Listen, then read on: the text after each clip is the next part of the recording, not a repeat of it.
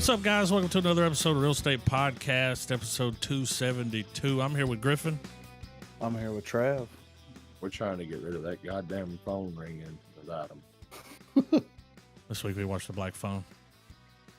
It was black, dude. Yeah. And it was ringing. Motherfucker was breathing. Weirdest side hustle for a nameless ghoul from Ghost I've ever seen. Yeah, right. I mean... Well, so was it the revelatory performance Ethan Hawke has been boasted of having in this film? Which y'all's Salt and pepper. I think that he did a phenomenal job. I mean, they kept it less is more. Well, dude, just him sitting there holding that belt. Yeah. I was like, if he comes up there, he is going to beat the shit out of him. Yeah. Yeah. That perspective added some creepiness to it, where, like, you know, when he goes up to the top of the stairs and you just see that far shot where he's down at the end. Yeah. Yeah, man, for sure. That was creepy shit. How is brother going to be there and not know what's happening? Exactly. Like, cocaine's a hell of a drug, y'all. I guess, but... And then he's in there doing research. Yeah. He's like, I think I've got it figured out. Yeah, like, you're terrible at this. Yeah. But I mean, the cops were pretty bad too, since they're going to a little girl that's having dreams that just happened to line up. It kind of had a It kind of vibe. Yeah. You know what I mean? The newer It. Yeah. I felt that. Like, we all float down here too. Yeah. Thought that was cool though when the first the Asian kid calls him. He's like, you got a good arm. You almost got me. Then he kept saying it. And he's like, what are you trying to say? He's like, motherfucker, go dig. You got a good arm. Yeah. I don't know my name. We don't have names here. I liked how they portrayed them, like where they visually showed them interacting with him. Yeah, right. Like the sync up when his buddy's teaching him how to swing. That was cool. Yeah, that was awesome, man. That dude that was in the corner with his throat slit, that just pointed and went, like, oh, creepy. He hears the phone too. Yeah. See, that's something I was wondering too. Why? Because it's been a hot minute since I read the story. So it was like I was going in fresh anyway. I'm trying to remember, like, I don't recall anything happening in the short story, but like when they said that in the movie, I was like, why haven't they played on that yet? You know, like why wasn't there a moment where, like, he does it at the very beginning, he goes, you hear a phone ringing? And then he kind of, goes on and keeps being crazy kidnapper. But was it the grabber? Yeah, the grabber. I love the little play on words where his van said abracadabra because he's gonna reach out and grab you. Yeah. I didn't even see that. He's called the grabber and he drives an abracadabra van, dude. It's fucking funny shit though. But like, I was expecting moments where, like, he's gonna get caught obviously using the phone from time to time. Yeah. Like, normally it was just dude standing there and he's like, put it down. Yeah. Well, it makes, like, you saw what was going on. Like, he was like, you got to play the game. Like, you got to be a naughty boy. So, like, was he beat when he was a kid? Like, you know what I mean? I looked at it that way, man. I was like, he's repeating a cycle he went through as a kid. Yeah. Salt and pepper. Salt and pepper. I thought that interchangeable mask was pretty dope. Yeah. Dude, whenever he knocked it off his face, he freaked out. Yeah. Look, I think it was like, because remember when he talked, he would come to him. Sometimes he would talk to him with the half mask, Yeah. And it's like he was different. It's almost like disassociative identity. Yeah, with that mask on, he was like, when he knocked that off, he was like, I can't, what am I doing? I can't be here without that. And it's like, oh, okay. Yeah. He's like, shut up, you fucking beatnik, I'll feed you to the fucking dog, and that's another moment where I was like, man, they could have turned it on its head where he's sitting there freaking out, but then, like, kind of like, I know I'm making a leap here, but you know how when Vicky Vale throws that shit in Jack Nicholson's face in Batman and he's like freaking out, or not Batman, but Joker or whatever. Yeah. And he does that whole thing where he's freaking out, and then he lets his hands go and he goes, "Boom," like it didn't fuck with him, like Yeah. not a bit. I was hoping we'd get some creepy shit like that. Yeah. I mean, I liked what I got though. I mean, it was a Yeah. good movie. Yeah. I think I just wish I'm so used to these 2 hour fucking Slobber trudges. knockers. Yeah. Yeah, man, like 2 hours of like, the third act, we're gonna inject a bunch of bullshit because reasons. Yeah. And the movie cut to the It really point didn't have a very lot of quick. chuffa. No. No, Like, not at all. I expected more chuffa. Yeah, I guess that's the better way to put it. Yeah. I expected more chuffa, but I got sweet baked saltines instead. Sweet baby Ray's. Yeah. No, I mean that's it. I really do like the pacing of it. I do like how they start it. They're playing baseball. You see the one kid get taken, and then it fast forward a little bit in time, and you see the other kid get taken, and they're talking about these other kids that's been taken. And I like how it didn't start out with him getting taken. It kind of built up to it. Showed his home life. Showed the kid's home life. Showed him and his sister's interaction with one another, and like her, Stephen King power or whatever you want to call Yeah. whatever you want to call that. Well, You yeah, know, like they mm, didn't they didn't bother with the chuff of like, all Didn't right, even here's try to this explain guy. it. Wake no, up, he's making like pointless conversations that aren't gonna mean anything later in the movie. Like they came on screen long enough to show you pivotal little things, little ticks that are gonna come back later on in the phone calls, and that's it. And I was like, I like that for sure. yeah, yeah, It's just weird watching a movie in the current day where they don't do that shit. Where, yeah, Drag it it's out. not like a 15-minute, like, you better be home tonight by 10, Tammy. Yeah, mom. And like just, they're walking down the street and the fucking guy flirts with her and they're like, he's just an asshole. And they cuts to the other guy and he's like, I'm gonna be a musician one day. And he's sitting there playing guitar, like, oh, well, no, because the grabber's gonna get you. yeah. He's gonna grab you. What was he spraying in their mouth? I don't Some know, type of dude, but whatever. chloroform or something like. Yeah, whatever that is, fuck that. God damn. And Yeah, what was great is that you know all those scenes that got they were just there to give you the point of who the kid was, the whatever, all those things. Really, like the character development played out in that fucking room, yeah, right, yeah, and they just being able to have that kid in the room with the phone, like it worked so well It did. because they were able to like just because it all was underneath the blanket of just how awful the bad guy has been, like just how fucked up he's a John Wayne Gacy basically. yeah. And like not really a high body count though. You know what I mean? Yeah, I was They surprised it kept was it like within the realm. 5. It's Yeah, like, they kept it in the realm of reality. might You be know what more I'm than saying? that. Like, Who knows? Well, if you think about it, if because each kid was relaying what more or less what they were doing while yeah, they were in that position. So it lets you realize that some of these kids, like, they held out a long fucking time. yeah, So yeah, I mean, yeah, like the realistic, aspect of it, it's like it's not like he's just wiped out a whole fucking town's generation. yeah, right.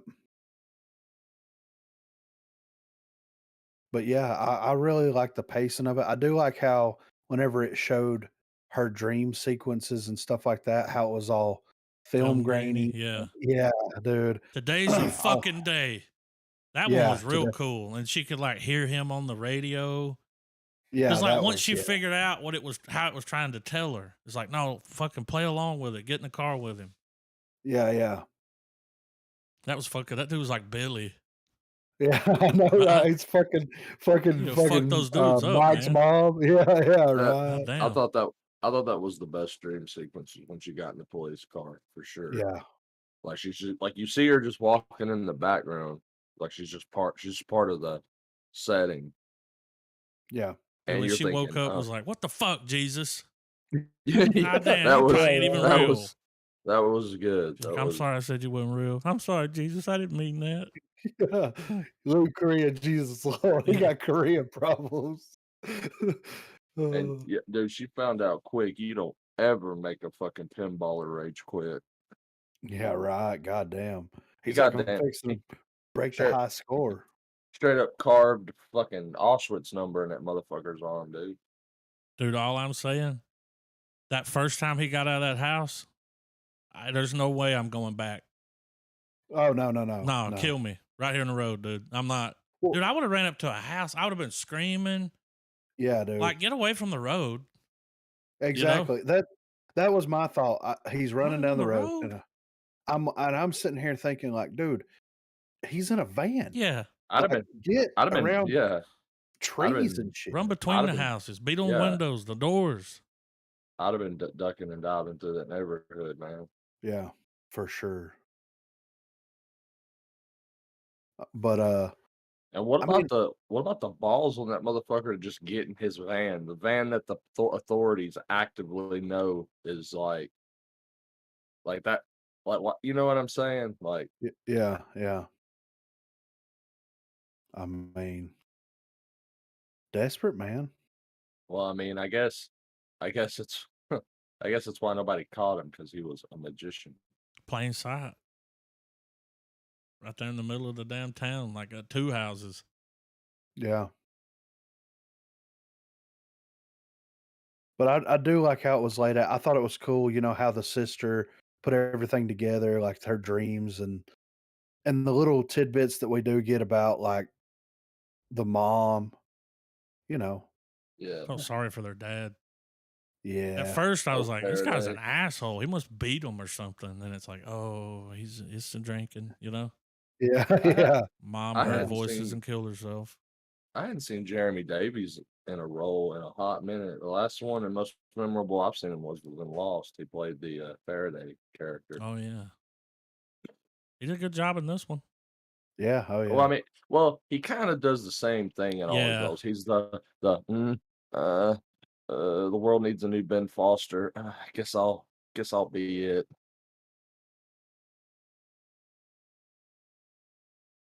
I mean, very. Didn't he play Charles Manson in a role? Not sure, maybe.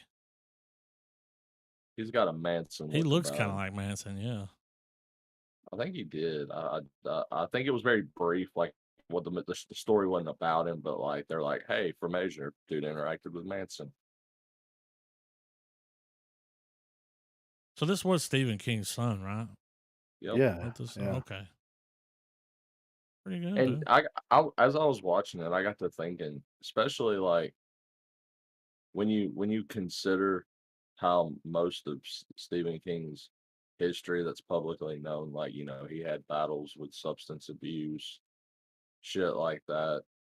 I wonder how much of his his darker experiences with his father, because everybody has those experiences with their family, and it's not necessarily that it's dark or super bad, but everybody's had a bad day with their parents. Yeah. Everybody, and I wonder how much of that he pulled from to embellish some of his characters. I mean, it's definitely. You always pull from And fact. well, or maybe it's not that deep. Maybe because they're a family of writers, obviously, so that I feel like they probably know how to establish, how far in reality do you pull from, or not Yeah. at all.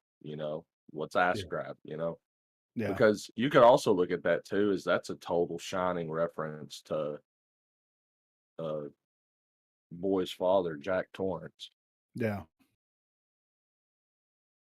Yeah. But I mean, it was just something that ran across my mind as I was watching. I was like, I wonder how much of this shit he's pulling from like, is there a Stephen King that straight up like loved the leather belt? Just sitting there, I mean, waiting for him to be naughty. yeah. Or Naughty boy. how much of a Stephen King that's fucked up on like ketamine or mescaline or whatever is waiting on him with a belt, Yeah. Drunk as shit. I could see that, Fucking- like when he was back in the day when he was trying to write and finish stuff and deadlines and like heavy drinking. Well, Yeah. like, Because drinking, well, like, might make him do that. well, dude, when in any iteration of The Shining that you enjoy, the whole sequence where he's sitting there and he's like, Wendy, when I'm in front of this fucking thing, click, click, click, click, click. That means I'm working. That means leave me the fuck alone. You know, Yeah. who's to say that wasn't a moment where he's in there fucking trying to hammer Hold the one curtain out, back a little bit. and son comes in and he's like, "Hey, when I'm typing in this fucking room, get the fuck out of here. You're about to fuck up a flow, man." You know, like some weird shit like that. Yeah. No, I really enjoyed it. I love the way that it was shot. I love the way it looked. I love the everything, like everything about it. I thought that Ethan Hawke's performance was pretty incredible, and the kid. Yeah, he did a good job. I do like what the kid was Well, doing. I mean, honestly, the whole kid section of the movie, all those young actors did a great job. Yeah. Whenever, like at the end when he's like, "Today's the day, man," where you stand up for yourself. Remember what I told you in the bathroom? I'm like, I thought I couldn't remember shit. Yeah, right. He's like, you got to They can't stand up for remember their yourself. name. Yeah. He's like, we don't have names here. What do you play? Yeah, We don't play either. I love the badass Billy Yeah. dude, and whenever it fucking rips him out of that room, Oh yeah, that was fucking crazy, dude. Mhm. that was crazy. Yeah. An interesting twist was the idea that the baddest motherfucker in school was actually on the Yeah, fucking dude. main character side, man. Yeah. Well, and then like when he goes back into the school, because he'd been picked on and looked at like a wimp, but when he comes back, they're like, it's the fucking kid that killed the grabber, dude. It's Yeah. the grabber He did, stabber. dude. Now here's what I'm thinking. So yeah, you could put dirt in that phone, or there was He a could use really the big back of piece that. of metal. Yeah. There was that thing he pulled out of the toilet. You stab that Yeah. motherfucker in the neck with that, dude, it's over, dude. When Yeah. he went upstairs and that motherfucker was sleeping there, I would have got a knife and cut that motherfucker's throat right there. Yeah, right. I would have done it. Yeah. Yeah. Because like Legit. trying to get out, it's like the way he's sitting there with that thing on, with his shirt off, Yeah. fucking ripped too, right? I was Yeah. like, damn, dude. Holding Didn't that know you had leather it like belt, and that. I was like, if he wakes up, dude, he's gonna beat the shit out of you. You saw that other kid.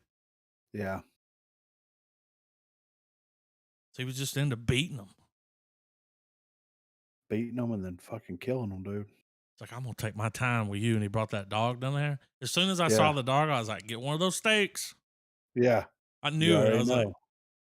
but he set up a whole booby trap for him, dude. And all the other Yeah. kids, like everything they did, that all came together. And he's like, today's yeah. the He day, went motherfucker. he went full Home Alone, man. Yeah. But when he was beating him, when he was in that hole, I was like, fucking beat that motherfucker, dude. Yeah. Yo, yeah. Choke him. Let the dog eat his face, you know? Goddamn. Shit. Throw the steak on his face so the dog don't know where the steak ends and the human begins. But I like, when he walked into school at the end, like I was happy for him. Yeah, right. Oh, everybody's looking at him. The girl sits with him. He's like, he smiles. I'm Yeah. like, I don't know if I'll be going back to school this early. Nah, dude. I let you fuck stay out a no. couple weeks. Yeah, right. I think I had an option for just a move. Like I'd be like, I think this family's done here. Well, he was put there to in the grabber, dude. Well, they had like the shine or something, right? Whatever they Yeah. had, like the family, him and his sister, the mom. It was Because he kind of had like it because that, of yeah. the phone. Yeah. It was like, It when that drove fucking Papa phone was Bear breathing, dude, crazy. Oh yeah, man, that was crazy. he looked up at it and was like, stop that. And he was like, stop what? I'm just going to let you go. Like, what's your name? Eat it, don't eat it. Why Dustin. would I drug you? You're already here. Yeah. But it was good. And it was kind of different. Yeah. Well, You know. but near the end, I was like, it's like Hollywood finally was like, you know what, Griffin needs a good haunted house movie. Well, they and did it in such a clever way, like it's original. You don't think about it being a haunted house until you sit there and really put it in perspective. You're like, yeah. because like all those spirits are just manifested down there Well, from then, where they like, were tortured. they would hit you with a jump scare, especially that first one. Oh, But it's Marina like, fucking but then almost it ain't flipped even out. scary. You're Nah, just dude. looking at it, and it's like, this what's gonna happen to you, man. Yeah. Got an arm on you? Yeah, you almost had me. Your arm's mint. Shit's Yeah, your wizard. arm's bent. Arm's bent, dude. No, it I was it like was it. incredibly well done, and, Yeah. like, I would love to see more of this, you know what I'm saying? Like, it's based off of a short story. I don't even know how long the short story is. Let's see. I mean, it packs the punch. I mean, I know that they obviously added to it because Yeah. runtime, but Yeah, 30 pages. But, I mean, it transitioned. I'm Yeah. interested to read it. 7,250 words, 30 pages. I uh, I remember when I was on my Joe Hill rabbit hole and I read Horns, Heart Shaped Box. And that story was part of 20th a collection that he did called 20th Century Ghosts. And to this day, man, I still want a Heart Shaped Box movie so bad. That's still my favorite story from him. I haven't read that. It's it's about an old rock star like an Alice Cooper type. Yeah. He's all into collecting like fucked up stuff, like occult memorabilia, like snuff films, shit like that. Um, and he gets a suit mailed to him in a heart shaped box, and his suit used to belong to a hypnotist, and like shit just gets really fucking weird once he has that suit in the house. Um, yeah, it's really good. Like, I'll have to give that a gander. it's pretty it's it's pretty X-rated and one of the creepiest scenes, man. Like the whole thing is he sleeps with all these women because he's a rock star, So he gets to where he don't give the women names. He nicknames them after like I think it was either a day of the week. No, he names them after the state he met them in. So there's a chick that's Florida, a chick that's all that kind of shit. Right. He's like, I'm But taking Alabama with me. he's got one of the chicks in his house with him, and I told you he had a snuff film where there's this whole sequence where he wakes up. This is after he's got the suit, and he hears shit going on in the house, and so he goes to his collection room, and the girl is sitting in like this chair, or whatever, across from watching that movie. Well, as he's sitting there watching her watch the movie, she's sitting there rubbing one out to it. Like she's just straight up masturbating to like these people getting killed. And as he's watching it, he starts thinking shit like, man, that's pretty fucking hot. And he's like, what if I don't know, what if I put this fucking 1911 to her head and like forced her to suck my dick or, like just starts really fucked up stuff. And as Mhm. the reader, you're like, what the fuck? Like, why did this turn like it did? And then it freaks you out. The jump scare of the book is that he finally manages to look up and glimpse himself in the mirror, and that the ghost of the guy in the fucking suit is like moving this fucking pendulum, and he's whispering into that dude's ear, Mm. and like like it's a big possession sequence, Right, yeah. and you're like, what the fuck? So, but yeah, dude, that like I went off on a tangent, but I'm just saying Joe Hill is a very good writer, Yeah. regardless of his relations to like King and all that. Like, dude's Yeah. come out on his own. Horns was great. Yeah, I really liked Horns a lot, man, and I didn't Horns was mind good. the movie. I didn't either, man. I didn't. It hit all the main points of the book, in my opinion. Yeah. Like the scene in Horns when he's talking to his I think it's his mother, Oh yeah, And yeah, she looks at him because he's got those horns, and fucking she says what everybody says whatever the fuck they're thinking around him. And she's just like, you're the worst fucking thing to have happened to me. Like you fucked my body up. Like yeah, yeah, you don't like why are you here? Like, you were a mistake. Like just fucked up shit. Last thing a child would ever want to hear from their parents. yeah, yeah, And like shit where it's like, I want to kill this motherfucker. If you tell me I can do it, I'll fucking do it. Like they're already making deals with the devil, and his consciousness is along for the ride. yeah. That might be something fun to do on the pod sometime, man. Because it's been a long time. It's funny because we went out to eat lunch with me and Marina went out to eat lunch with my mom, and this was on a Sunday, and I was like, "Hey, let's go home. Let's watch this movie." And my mom was like, "Oh, does he make you watch those messed up movies too?"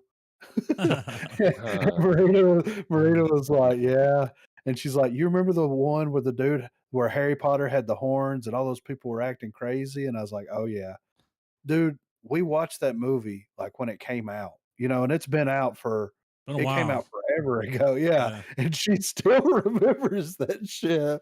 I was like, "Wow, okay, Some all shit right, you don't forget, dude. yeah, right." Like So a lot of movies have him in it. Swiss Army Man, you ain't gonna forget that. no, Like, I'm eagerly awaiting the Weird Al movie he's gonna do. oh oh my yeah, god, yeah, that's gonna be great, podlogged.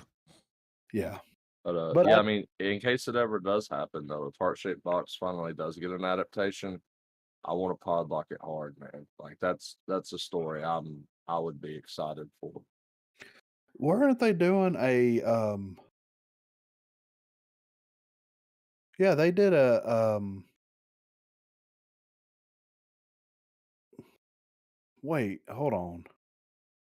Did they do a TV show adaptation of Nosferatu? Yeah, You know, Zachary Quinto played played Nosferatu. was it did you watch it? I never I never read nor watched that part. I kind of fell off the Joe Hill wagon for a while there, but that only means that there's a bunch of material for me to catch up on his work now. So I'm Yeah. kind of because another thing I wanted to check out too was his comic series and the show that it got. It was called Lock and Key. Oh, yeah, I've heard really good things about that I heard stuff. it's a very good comic, and I haven't heard much on the show, but I believe it's animated, maybe. I I think could be it's wrong. I think they did a live action. Well, either way, like if it's, I mean, he's good at reviving the ghost story. Yeah. Like He he's looks at it in really a good at different that. way. Yeah.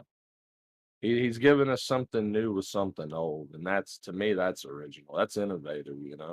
Yeah. Did either one of y'all watch the show he did with his dad on Netflix? The one with the I maze? Is it called Corn The Maze or oh Corn the Field? Or, behind the tall grass. yeah, yeah. I watched it. It was good. because they worked I on w Very, that together, right? yeah, I Think think it so. so. had total Children of the Corn vibes, but then it Yeah. goes. Then you could tell that Joe was like, "All right, you did good at setting that up, and that's a big nod to you. But let's go this way." Mm-hmm. And King was Right. like, "All right, son, lead the way." Well, like, dude, he even changed his name Yeah, to not Yeah. ride off the coattails. I Yeah. mean, and I mean, clearly he's going to have connections, but Yeah. he wanted to make his own name for himself. he seems like a really cool gent too, man. Because I've seen a few interviews with him. He just seems like just a he seems like somebody you strike up a conversation with, man, about all the cool shit. Yeah. Yeah, man. I give it a I need star. to yeah, I give it a start. Dude, fucking dude's performance, man. Like the less is more, that didn't really show him all that all. I was expecting like Over the the top, just yeah, I was yeah, expecting to go into it and like he gets abducted right out of the gate and then you spend the whole time in this room and you see just them two interacting with one another. That's what I thought I was going to get. yeah. One But of the like One of the oh go scenes that irked me the most, adding to what you're saying, man, it's got to be that same dude near the beginning where he wakes up. And he's like, "What are you doing?" And he's like, "I just wanted to look at you, man." Oh yeah, Like yeah, that was creepy as And he fuck, had the dude. half mask when he did that. Yeah, that was fucking creepy. yeah. But yeah, they really knocked it out of the park, in my opinion, and it makes me want to read the short story. I mean, 30 pages. I'm sure I could track it down. Oh yeah. So make it happen. But I'm giving it a full star as well, though, man. Trav. What do you think, Trav? Oh, for sure, man. Full star. And Yeah. this is see, this is one of those few movies that's good that you could literally recommend this film to anybody.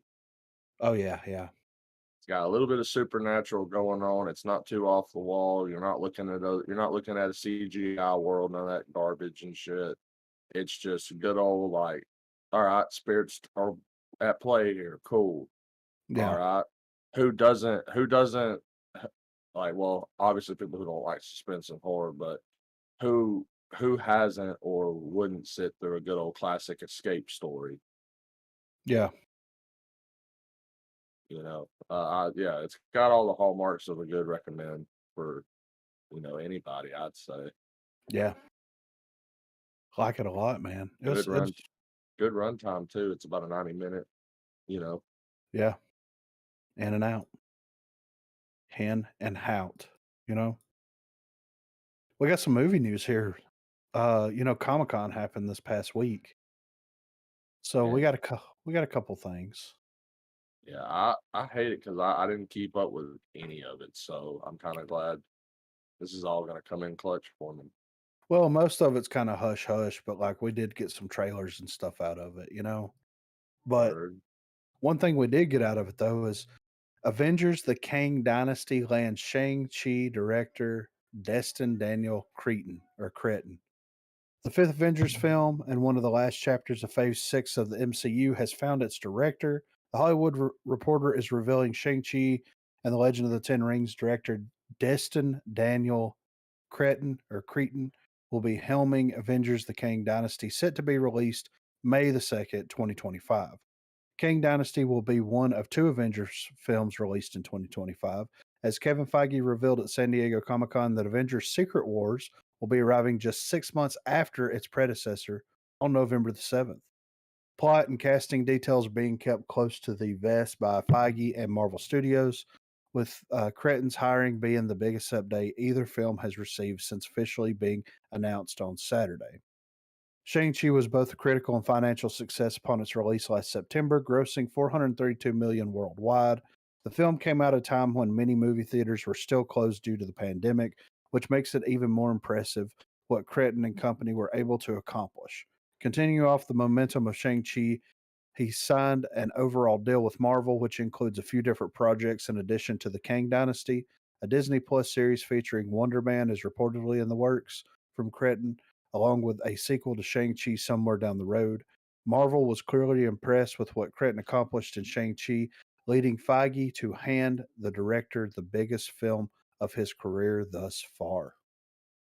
While the director for the Kang Dynasty being revealed, speculation about who will direct Secret Wars will be at a fever pitch. After pulling off the seemingly impossible by landing both Avengers Infinity War and Endgame, Joe and Anthony Russo have long been the choice of fans to tackle Secret Wars.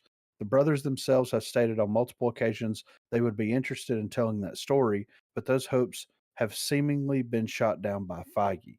At San Diego Comic Con, Feige said that the Russos would not be directing either of the upcoming Avenger films, although Marvel was hoping to work with them in the future. While the Marvel figurehead could have been playing coy, as of it as of now, it seems like Secret Wars will have a fresh director or a fresh face in the director's chair. That is, unless Cretan is also tapped to direct the follow up to the Kang Dynasty. Looking at that previous four Avengers films, the first two were directed by Joss Whedon, while Russo's took on the third and fourth installments of the franchise. Marvel is yet to have back to back Avengers films be directed by different filmmakers, which could mean Cretan will have even more on his plate with Secret Wars. However, given the fact that Avengers 4 and 5 will be coming out within 6 months of each other, as opposed to a year that separated Infinity War and Endgame. Marvel may name a separate director for Secret Wars, so Critton's sole focus can be on the Kang Dynasty.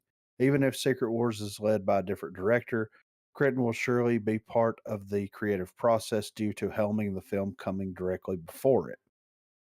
Says that Kang Dynasty and Secret Wars will be the culmination of Phase 6, which is set to begin in November of 2024 with Fantastic Four. The 6-year gap between Endgame and the Kang Dynasty will be the longest of the Avengers franchise, meaning there's plenty more time to set up the ultimate conflict between Earth's mightiest heroes and Kang the Conqueror. So, yeah. Can we kind of just take a moment to just kind of be in disbelief that we're talking about these particular stories playing out now? I know, right? It's I ridiculous. mean, 10, 20 years ago, Yeah, right. like, you know, I'm one of those people that I'm just glad we had one saga, play out, Yeah. Well, and here's the thing, like in relation to this article, it makes sense why they wouldn't want to have the same director because think about it, you're going to do the Avengers. We're going to have to assume that there's just a core set of Avengers, and I imagine that Kang is going to show up at some point, fuck everything up, and it's going to lead up to the events of Secret Wars. But Secret Wars is going to be so much bigger. You know what I mean? It makes sense to start with the technology that we have. Go ahead and start bringing people in that's not associated with Avengers, the Kang Dynasty. Go ahead and get some of that stuff shot and taken care of so that they could film them almost simultaneously without conflicting with one another, if that makes sense. Well, Like that. who's to say there's not piles of B-roll from like Loki, for instance, from when Jonathan Majors was doing his first? Because I'm still convinced that the end of this whole thing, we've been seeing it several times now.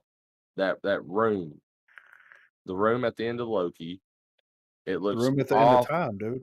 It looks awfully similar to that one variant of Doctor It Strange, his does. realm. Yeah. Like I really I'm banking on like that's like there's gonna be obvious spectacle, but when the fighting's done, because if you think about it, they're trying to contrast differently from Endgame so that the Infinity Saga can be what it is, and then the multiverse saga can be have its own feel and tone. And I would imagine that going the exact opposite of Endgame, which was just this all-out battle at the end. The Yeah. ultimate, everybody bring your action figure over this Saturday. We're having a battle royale. The flip opposite of that would be You're not something supposed to. very, You're not supposed to tell people what we do on the weekends, Trav. Come hey on man, now. hey man, hey, no, we're all bringing our rings and we're also recreating war games. We're some WCW fans too. But anyways, but I could see the Kang story playing out where it's dialogue, very heavy dialogue driven. Kang's had his ass beat, and then they're just gonna Ty's just like because you can't kill the character, Yeah. but they're gonna reach that point where it's like, all right, we need to get the sacred timeline back. You need to, you're gonna be here. This shit's gonna have to play out in a loop so that it always closes itself off, so shit does get back to normal in the timeline. Right. And I could be it being a very dialogue driven ending. And that's okay because the build up to that, you've got Secret Wars, you've got the King Dynasty. It's going to be, you know how they did the time heist where you had different Avengers in different time periods trying Yeah, to accomplish. It's going to be different versions of different Avengers in different realities trying to accomplish the same thing. You know what I'm saying? And yeah, I feel like what they'll end up doing is they'll lump the majority of that stuff into almost its own flick, and then you'll see the culmination of all that stuff happen where it's gonna boil over to a tipping point, and that's gonna be the final Avengers film to put a bow on everything. And it would make sense if you had like, because you know how Infinity War ended with a lot of people getting snapped out of existence, and then a year later you get Endgame, and you kind of mhm, know going into Endgame that these people that got snapped out of existence, they're gonna come back in some capacity. Like the threat wasn't legitimately real. You know what I mean? yeah. But I have a feeling that like we're going to see different and fall in love as viewers with different versions of these different characters, like an alternate version of Iron Man or an alternate version of Captain America or whatever. And those worlds are going to end. They've already told us that. You know what I'm saying? Yeah. And that is going to be the thing. Like, I think that this is going to be even more, if they do a good job at setting everything up, this is going to be an even more emotional roller coaster of dealing with loss because this is going to be entire worlds, entire fucking realities are going to come to an end, you know? Absolutely. We might see the build up to Robert Downey because we're talking years from now. Yeah, You know, yeah, it's going to take a while. yeah. Just think he steps out again. Oh, and And it's like, saves the world well, it's again? him from another, you Or know. or I Mhm. mean, or say we get like a moment where Professor X is like, I need to consult somebody, and you're like, what? And Yeah, you're you have a moment where Professor X rolls up at this lab, and it's like this weird version of Tony Stark, like because like they won't bring Robert back the way that people want him to, but in a way that makes us go, glad we got that. Yeah. Thank yeah, you. Like, yeah.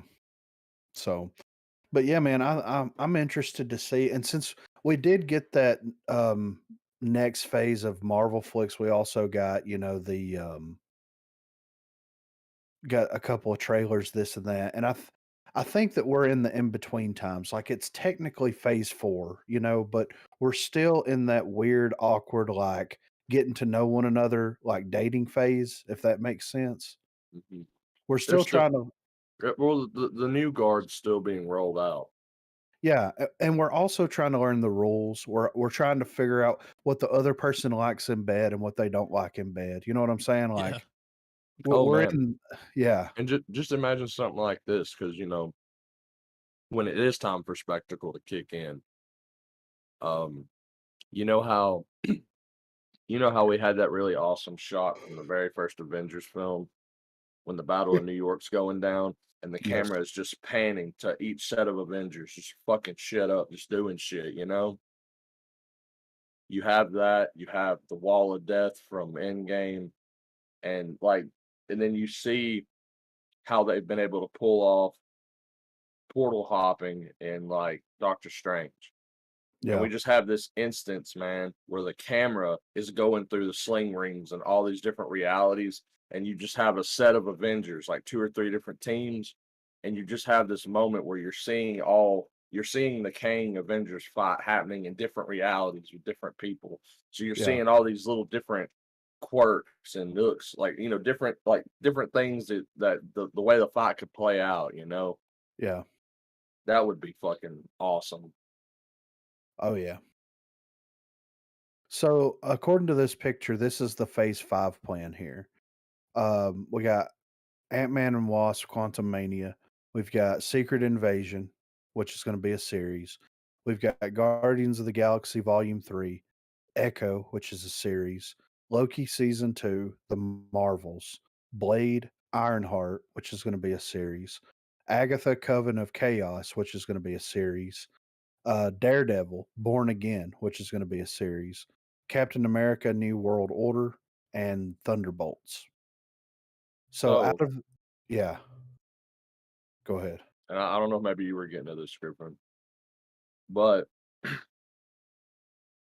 Echo and Daredevil, to me, tells me clearly Kingpin didn't die.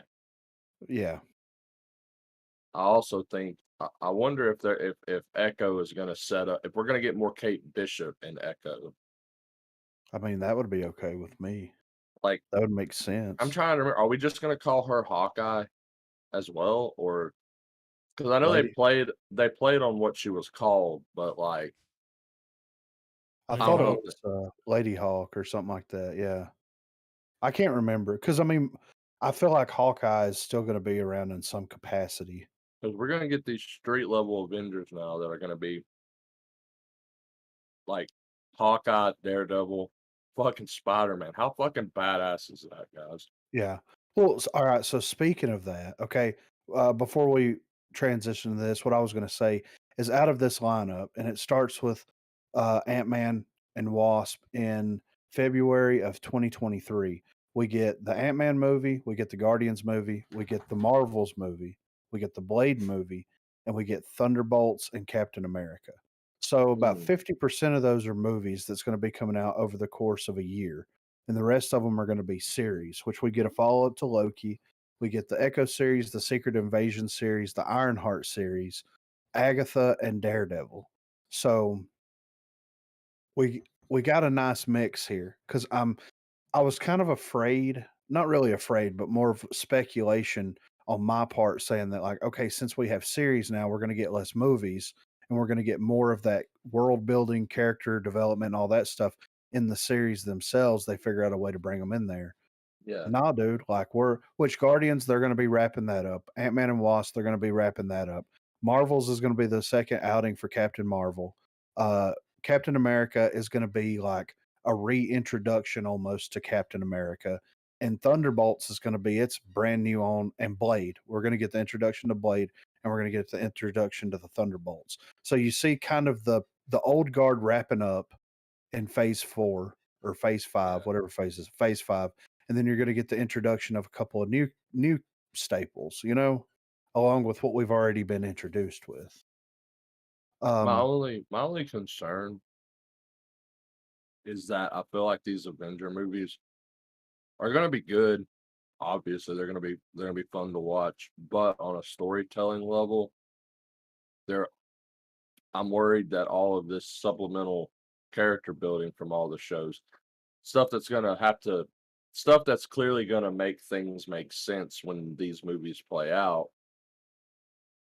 I feel like it's going to be inaccessible to audiences that Marvel's not their go-to shtick. Like, they watch them, but they don't pay attention like a more ardent fan would be, Well, if they're smart, then they'll do, and they kind of done this a little bit with some of the other Avengers movies, even though we were in it. Pretty much everybody was in it. But I feel like any of those fringe characters that they bring in from the series and things like that, I feel like they'll have a shield introduction, if that makes sense, where it's like, okay, this is Kate Bishop, and she's been working very closely with Hawkeye, and she has the same capabilities that Hawkeye has. Some say she's even better. Like, we're gonna have a shield introduction to some of these characters that were introduced in the series. You know what I mean? I mean, yeah, you make a point, because I mean that'd be a very easy one line drop that just makes total sense to, at least to, like, people paying attention to the long form story. Yes. And it's like, someone's like, I've been working with Shield, and you're like, oh, okay, that's why nobody's fucking with them. Okay, cool. Yeah, yeah. And like Ironheart, if nobody watches Ironheart, then they'll be like, whenever she shows up in the suit, then you're like, oh, this is the replacement for Iron Man. And then the explanation can be explained away in like one or two sentences, like, oh, she got some of Tony Stark's tech, or she's a genius that found some of Tony Stark's tech after, Endgame happened, or whatever. You know what I'm saying? Like, whatever. And they can explain that away in less than a paragraph, to where the general audience will be like, okay, this is our substitute for such and such. You know what I mean? Maybe I should go watch Ironheart now. Yeah, exactly. Right. But this is what they had to say about our street level heroes. So Spider-Man and Daredevil will provide street level heroes in MCU, says Kevin Feige. Says Marvel Studios told a very intergalactic story with the Infinity Saga, and while that is set to continue with the Multiverse Saga, there's also a conscious effort to bring some of the storytelling of the MCU back to street level. According to Feige, that real side of the MCU will be led by Spider-Man and Daredevil, and we've already seen some of this street-based drama coming from last year's Hawkeye. Among the many Marvel reveals during San Diego Comic-Con on Saturday, a new 18-part Daredevil series, goddamn, was announced for 2024, and the character was also shown to be making his superhero return in She-Hulk after Matt Murdock made his MCU debut in Spider-Man No Way Home. In a subsequent interview with MTV News, Feige answered a number of questions about exactly how certain aspects of Phase 4, 5, and 6 of the MCU will play out. And that included breaking down where some of the characters sit concerning each other. While Doctor Strange and Blade will inhabit a supernatural corner of the MCU, the Guardians of the Galaxy and Eternals hold the cosmic side. And then there are the street level stories. Of these, Feige said, we've got the street level with the announcement of Daredevil and, of course, Spidey going into the street level heroes. There have been a number of rumors about the future of Daredevil in the MCU, and while it was known that there would be a new series starring Charlie Cox, no one was really expecting an 18-part series to be announced on Saturday. That's In addition, awesome. right, it seems that Daredevil's presence will be felt much earlier than the series' 2024 debut, with the character appearing in full superhero mode and She-Hulk and reportedly in Echo. Since the first rumors of Daredevil joining the MCU surfaced last year in the months leading up to the release of Spider Man No Way Home, Charlie Cox's character has had a speedier integration than many other legacy characters. While there have been plenty of rumors about Jessica Jones potentially making her MCU debut in She Hulk and Echo, Daredevil's She Hulk reveal in the new trailer surprised many. Rumors of Matt Murdock possibly appearing in the show, given the low connection, have been coming and going for a while now, but it would seem that it will actually be Daredevil's debut that will happen in the series instead. With She Hulk being touted as an all out comedy series, though, there's a lot of speculation as to how the tone of Daredevil will come across in the show. Of course, many fans are hoping for Daredevil Born Again to get a TVMA rating when it arrives in 2024, but he is clearly going to be toned down for She Hulk, which is aiming at the usual family friendly audience. With only a few weeks until She Hulk Attorney at Law premieres on Disney Plus, there is not long to wait for Daredevil's MCU debut. But let's be fair with one another here. I didn't expect them to take Moon Knight the direction that they took it Oh yeah, on Disney a Plus. lot of So, violence. yes, Well, so it's absolutely possible for them to make a not an mature but a more adult version Well, of they could be Daredevil. some ass whooping going on for sure. well, Yeah. well. The thing is that I feel like the debate about the tone of Daredevil is really not that big of a deal. And the No, reason I not say really. it is because if you go back and you actually read the early, like the fucking early issues of Daredevil, sure, it's that classic Stan Lee, like, haha, like, the really upbeat written dialogue and stuff. Yeah.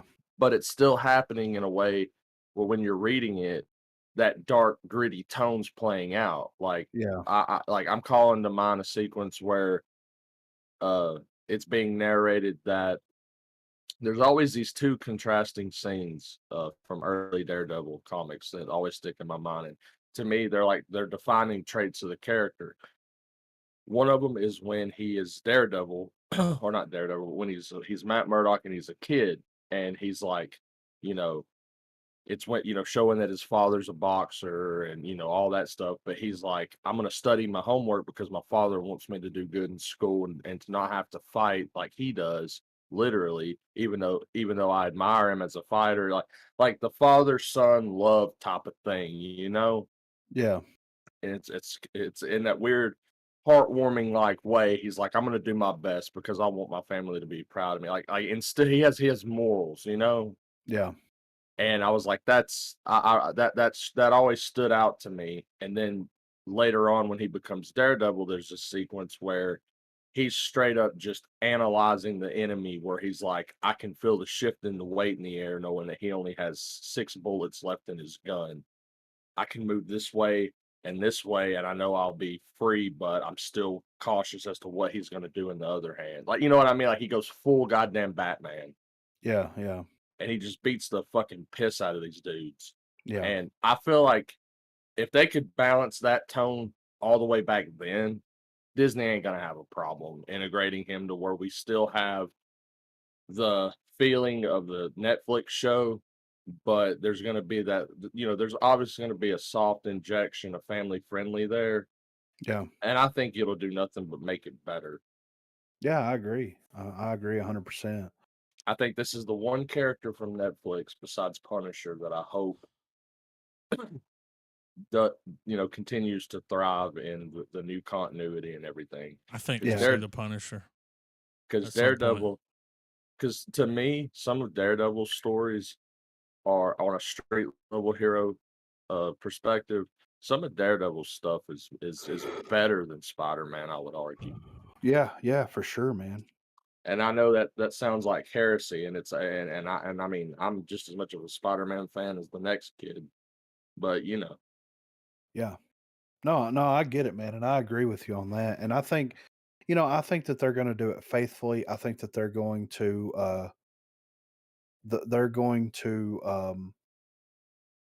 keep it in that they're going to toe that line very well. They did it with Moon Knight, and I feel like that they're going to continue that. And it's whenever you look at that slate for what's coming up, you've got Daredevil, you've got Echo, you've got several series coming out that's going to be more street level, ground level, superhero type stuff. And especially in that phase announcement, you've got Blade is going to be supernatural. You've got Thunderbolts, which is going to be kind of like it's going to be a little bit different, but in a good way. But it could be street level, it could be world level. You know what I'm saying? To a certain Mhm. degree, if that makes sense. And then Well, I mean, Marvel. Oh, go ahead. well, if you think about it, they're incorporating Daredevil, they're incorporating Echo, and they're even grouping Spider-Man on a more grounded level now, since he's went to space and back and all that shit.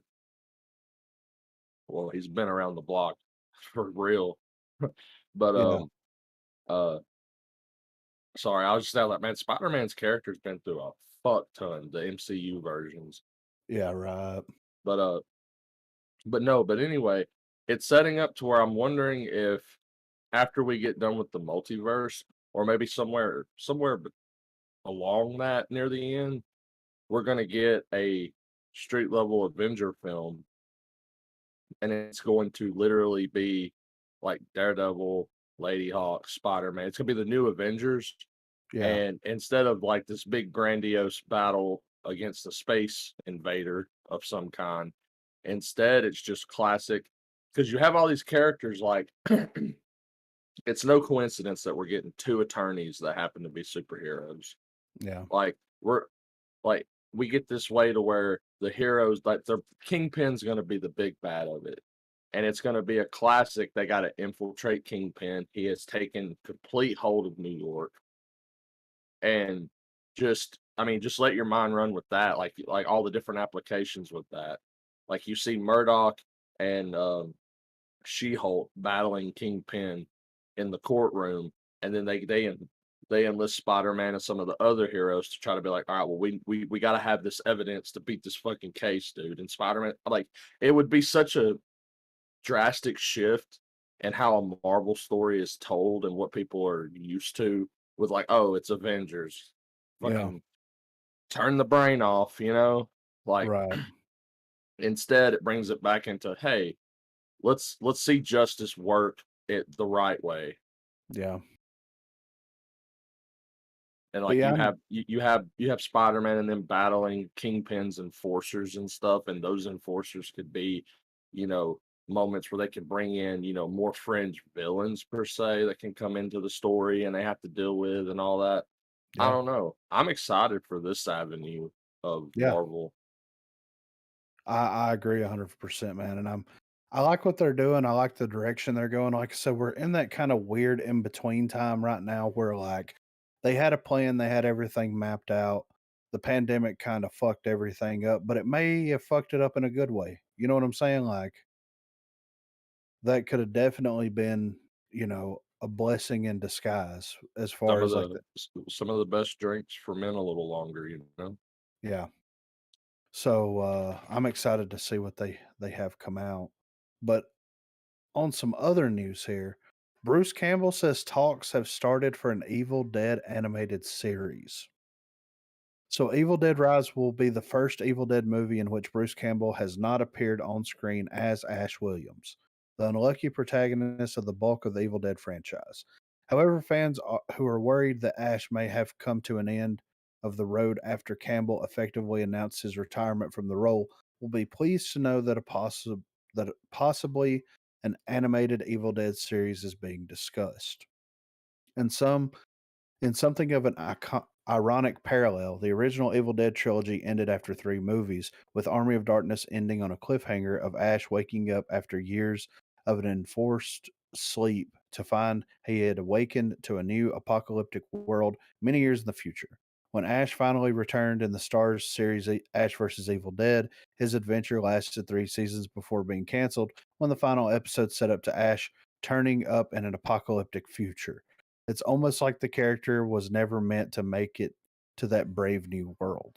At the end of last year, Campbell hinted that he would consider returning to the role of Ash in animated form, and it looks like there are some serious discussions being had about a possible Evil Dead animated series going into production. With animation being big business at the moment, it would certainly not be out of place for the Evil Dead to explore this medium, and Campbell told Collider that Ash Williams could well be back again. This is what he said. You can do the future a lot easier in animation. I still sound like Ash, and my voice hasn't been as beat up as my body has been, so I can still do that crap. So I'll still do the video game. And we're already talking about an animated series. He said So he said I'd do an animated series, and some nerd out there was like, "I'm on it." yeah, right. So apparently his voice will appear in Evil Dead Rise, though. Where's the fucking trailer for that movie? I know, right? Well, all right. Here's some Evil Dead Rise news and some shinfo about They're Ash talking versus about it Evil getting Dead. a damn theatrical release. Yeah, so they watched the movie. Bruce Campbell watched the movie, and a couple other people watched the movie. And what they did was they filmed everything, and then they were going to shop it around to different streaming services and things like that. Well, the movie is apparently so good that instead of trying to shop it around to streaming services, they're possibly shopping around to distributors to Get a release it theatrical. theatrically. Yeah. Yeah. And I'm fine with that. Like, Oh, I'm yeah. 100% okay with that.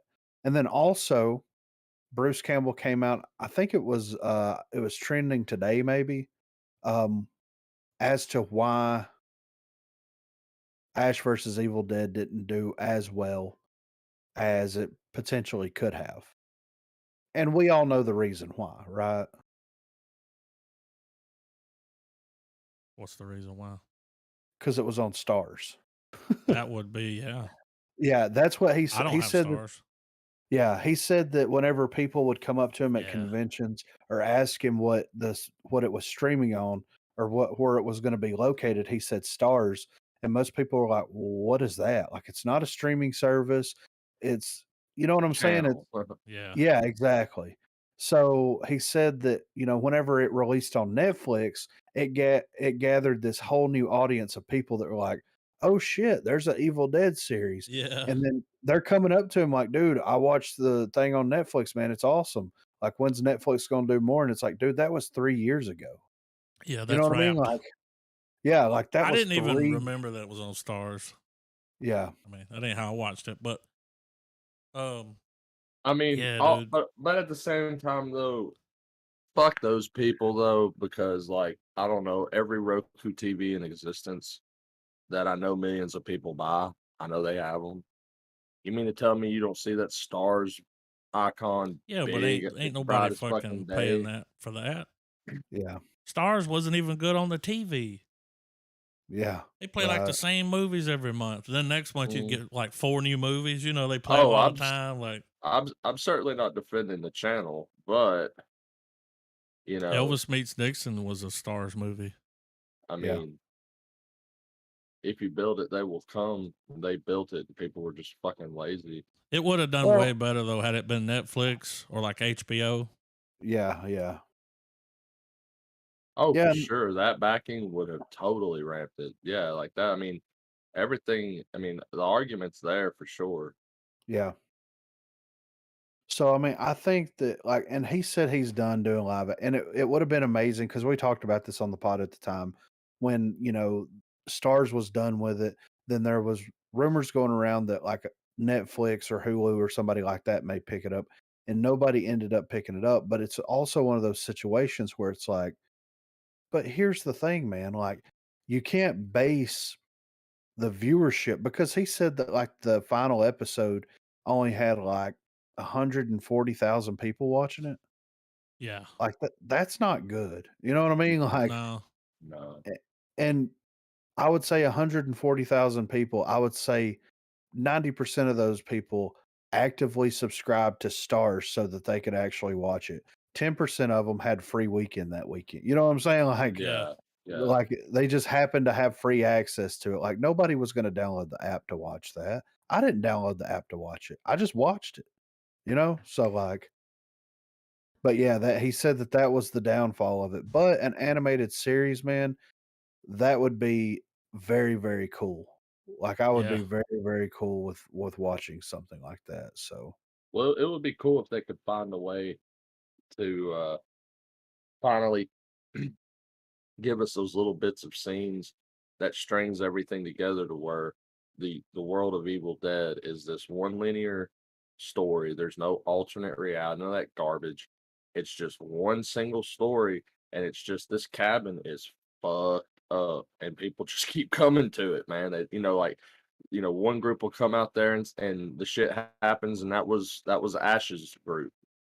And then later on in the years, they incorporate the remake group because they yeah, they had they have enough already on screen to show you that they're connected that way, and that we get the groovy thing at the end.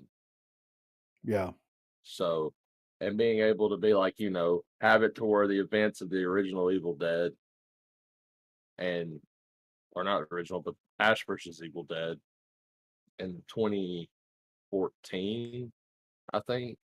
Wasn't that when the Evil Dead remake came out? yeah. I think so. Something like that. Yeah, Yeah.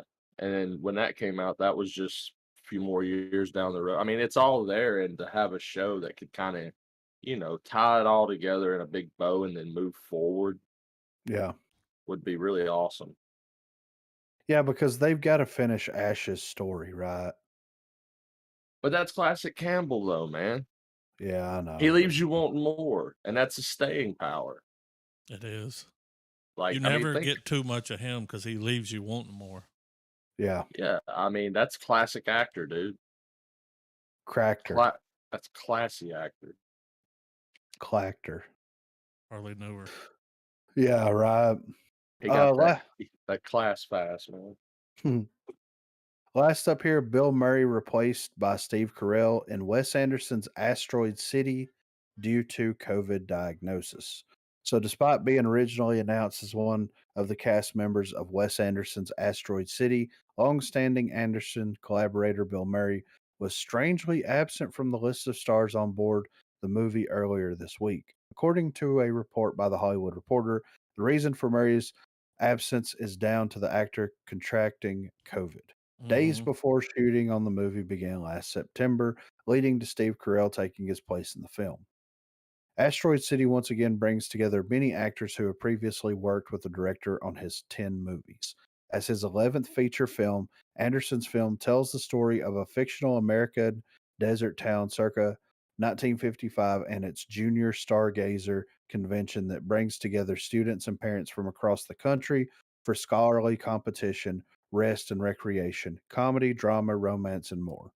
With Anderson's movies having previously picked up any number of awards, the director will once again find himself and his cast vying for attention at the Academy Awards and Golden Globes next year.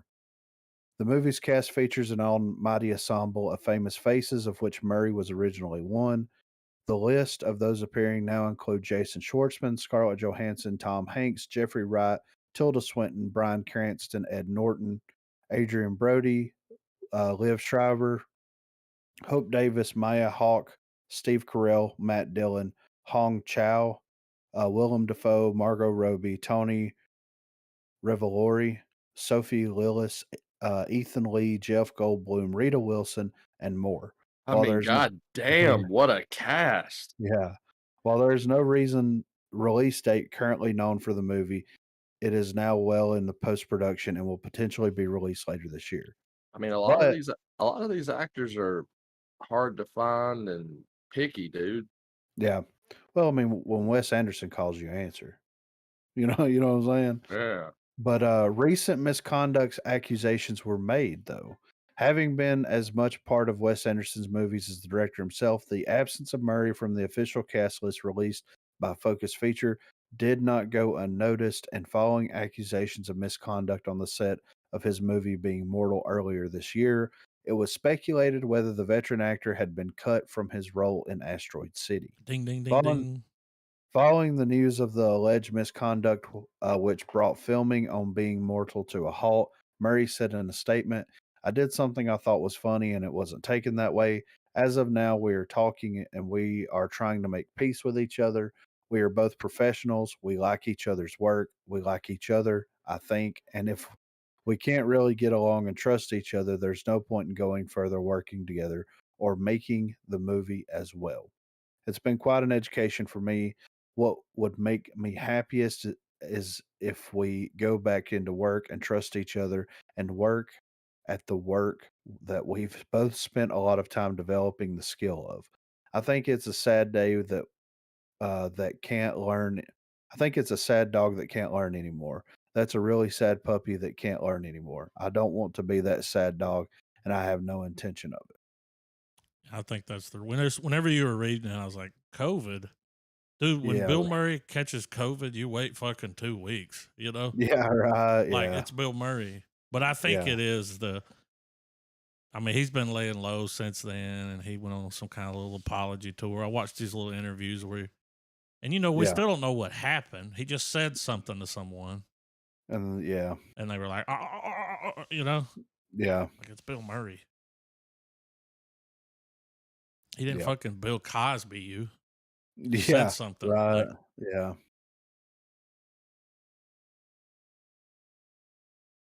Well, but we'll see. this just in, okay.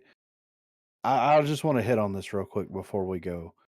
A VFX artist says working on Marvel movies includes being underpaid, understaffed, and overworked. Mm. I was working 7 days a week, averaging 64 hours a week on a good one. I've had coworkers sit next to me break down and start crying. If you're working 64 hours in 1 week, congratulations. That's all I'm going to say. Congratulations. 64 hours in 1 week ain't fucking shit. Yeah. Okay? So shut the fuck up crying. You sit behind a fucking computer all day. I'm sorry. But whenever you work a fucking work week and you work, I don't know, 70 to 80 hours a week, you're there 15 to 18 hours a day. Yeah, a lot of it's manual labor. Yes. Like, fuck off. Then I don't want to fucking hear it. I don't want to fucking hear it. Keyframing's hard. I don't. I'm sorry. You don't have sympathy from me. Like I'm one of the fucking normies out here fucking struggling to get by every fucking week, and I'm working, dude. There's been some.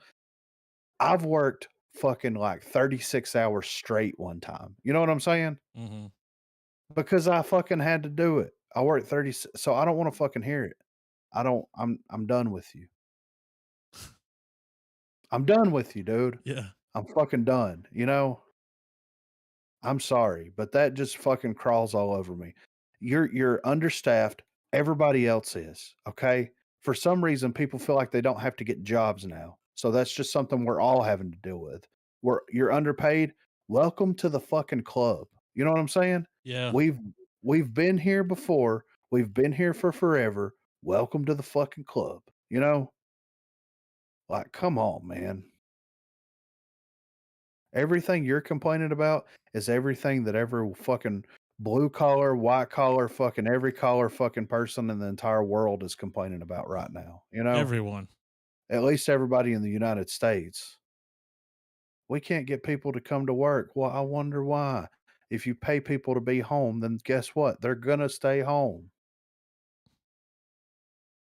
I'm ready for That's right. trailers before I get too fucking wound up over here, dude. While we pull the trailers up, I have an honorable mention.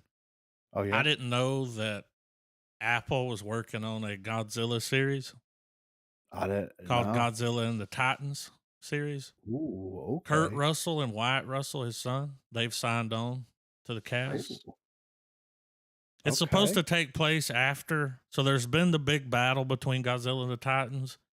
And like there's these people are trying to figure out what's going on, like with Monarch, and I was hoping it's a it'd whole be from show the like that. perspective of like I could see Kurt Russell being like part of the cleanup crew, like goddamn kaiju just keeps fucking ripping up the town like it's nothing. Like he's just kind of pissed because they're in this big ass rubble. We gotta put them all down. We cleaned this county up 6 fucking months ago. Like that shit got fucked up though, for real. You don't fuck with a kaiju, dude. Fuck the city, save the day, dude. Yeah, you're right. I'm excited for this first We trailer. got a legit Sandman trailer. I am excited. I mean, I'm really pulling for Labor of Love out of this, man. I'm hoping that the people behind it are, their DTR with the book and their DTM for the fucking real shit down to make. Well, I'm DT Dub. Let's check it out. 3, 2, 1, play. August 5th, dude, is soon.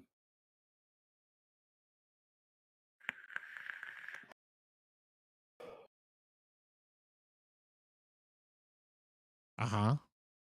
Yes.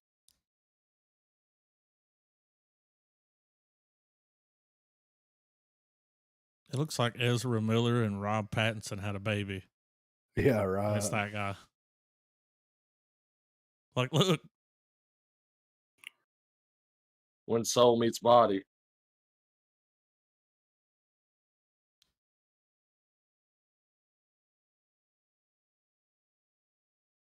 I like the color of it. Yeah. McGraw.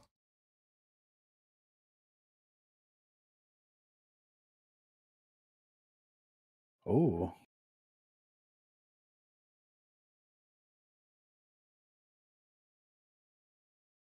What type of show?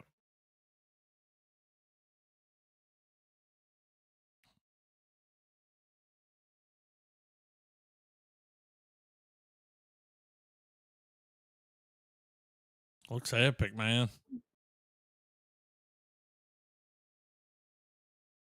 Whoa.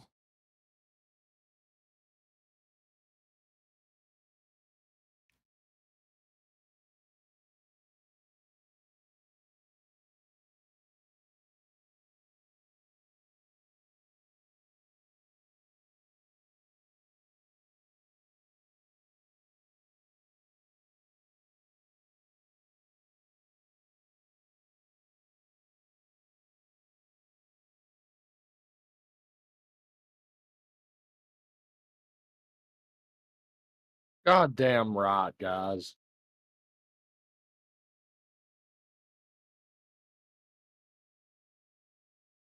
Yeah, it looks fucking mint, dude. Yeah. Dude, yes. I'm excited. August 5th, that's going to be a series? Yes. Yeah. Fucking right. Oh, dude. If they tried to condense the Sandman story into a movie, dude, they'd be fucking up hard. There's a lot of visuals to take in from that story, dude. Like half the reason you end up sticking around to read it is just because the art's so goddamn good. It's just 2 weeks away. Yeah. Fucking market zero, dude. You know? Mm-hmm. And I mean, dude, it's our boy Neil Gaiman, dude. Like he doesn't he's not one to put out some shit stuff, man. Yeah. Like The Good Omens. I mean, that shit was good. Yeah. Like I wasn't expecting to get this trailer so soon. But 2 A24 trailers. This is the fucking prequel to X. Oh shit. Yeah. Let's go. Ty West and Mia Goth. So let's peep it. Looks like Little House on the Prairie. Praise the fucking Lord. All right. 3, 2, 1, play. I already like this. An A24 original. Invite you to discover An extraordinary origin story. I mean, there's the house. Oh, they went way back.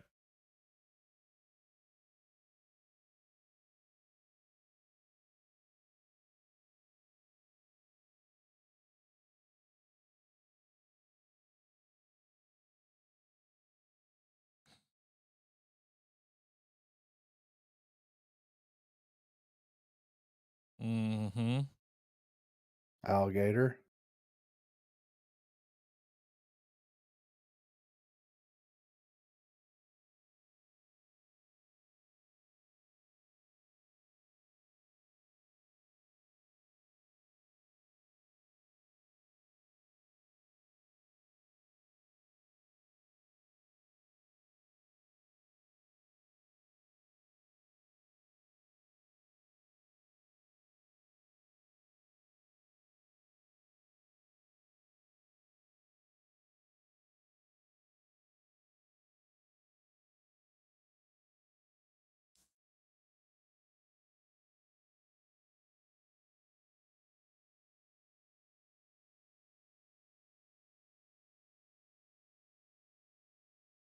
He fucks a scarecrow. Okay.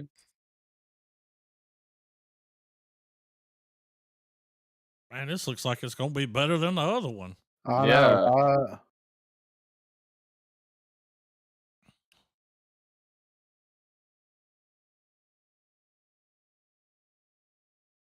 I like that style, though. Yeah.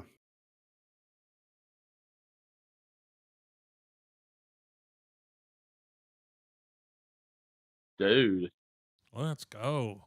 Well, I feel like this is gonna make going back and watching X more worthwhile because you're gonna pick up so many other cues. Yeah. Or it's just gonna compound some of those scenes that establish what we know about this going in, you know? Yeah. Well, it's like they did a perfect capture in X of of the 70s. You know what I mean? Mm-hmm. And how those movies that happened at that in that time period looked, felt, everything. They did the same thing with the 50s, Yep. with the 40s and 50s, but like made it a horror flick, dude. It's genius, man. I'm excited. I'm legit excited for it. Theaters September 16th. Might have to go peep it, dude. I wonder if Kid Cootie's in it. Cuddy? Cootie? Yeah, Kid Cootie, dude. Who's this Cuda? Kid Cuda? Dude. Oh. But his favorite band's Cootie and the Blowfish. He's like, I love Cootie and the Blowfish. It's like, All right, we got fucking Black Panther trailer? Oh, yeah. Teaser. Oh, okay. 2 minutes is a long ass teaser, though. Yeah. I mean, Which fuck. means it's gonna be a long 30 ass seconds movie. of title card. Yeah, that's true. All right. Oh. 3, 2, 1, play.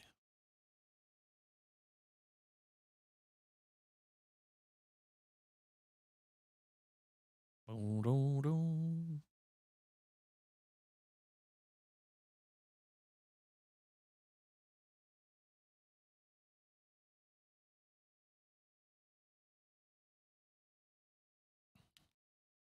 Uh-huh. So ivory earrings.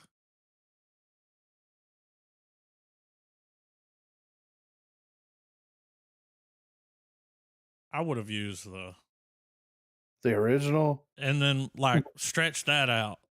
Yeah. Make it sound eerie.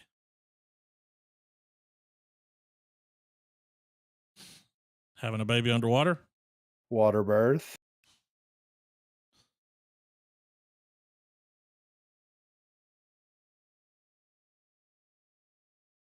Here come the well people.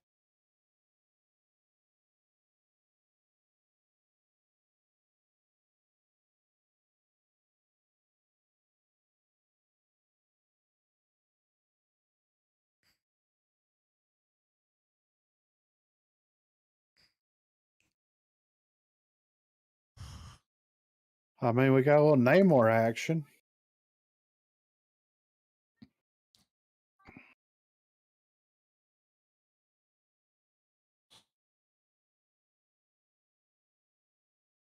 Who are the blue people? They look like Namor's people.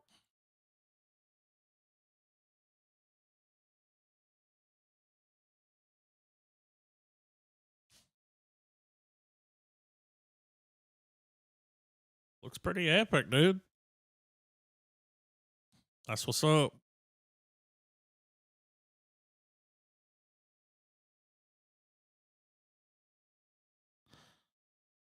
Why are they whispering? I mean, I'm gonna go watch it, you know. Yeah, I might break down and watch the first one. Well, So I haven't seen it. well, no. Well, here's the thing.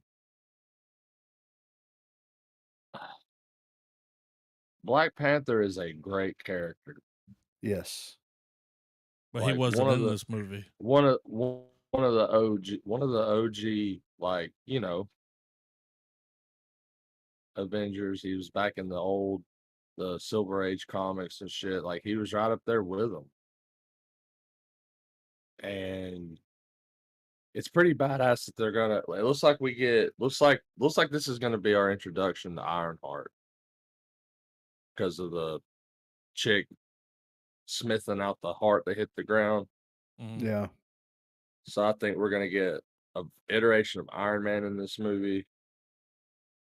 Like, I'm still curious as to how they're gonna go about replacing Chala. What's gonna be the logic behind why his death is off screen? I mean, I know it's a hard topic to tackle, losing the actor who played it, and Yeah. so I get that, but I mean, the movie looks good though. I mean, I didn't Well, necessarily have much of a problem with the first movie. I He may enjoyed have it as already well. filmed something too, man, because that dude knew he was gonna die. Yeah. Well, a lot of movies get So- filmed. They film the ending first. Yeah. Sometimes, and I imagine we're not going to see the Black Panther character until the end, Right. which isn't bad because a lot of the supporting characters of the Black Panther series, like they need to have more pulled into them as well. And dude, so many set changes in this movie, I can already tell. Yeah. I mean, I think that we should pod Black Panther. FYI. It's not bad. Eh. I had a lot of problems with it. Well, I think to me a lot of problems is the political marketing with it. I don't even have a problem with that. I have a problem with what they did in the movie. How you gonna build up a fucking badass fucking villain and then anyway, we'll talk about that when we do it. She-Hulk. But we can't hold Black Panther solely on that merit just because think of all the other superhero films that's done the same damn thing though. Well, I mean, I get it. I totally get it because Killmonger was a fantastic villain. I'm not even talking about Killmonger. I'm not even talking about Killmonger. I'm talking about Claw. Yeah. We'll talk about that when we do it on the pod. Yeah, I still haven't watched it. Yeah, so we'll talk about that when we do it on the pod. Because I've got a lot of things to say about that movie. So all right. I look forward to it. is this a full trailer? Yeah, I think this is the one that has Daredevil in it that they were talking about. Okay. Apparently, everybody's like, "Yo, this trailer's way better. They should have led with this one." Like, all right. I did like play it just to make sure it was real, and this little bit at the beginning here is kind of funny. Let's I'm do ready. it. All right, 3, 2, 1, play. Oh goddamn. Mighty honk.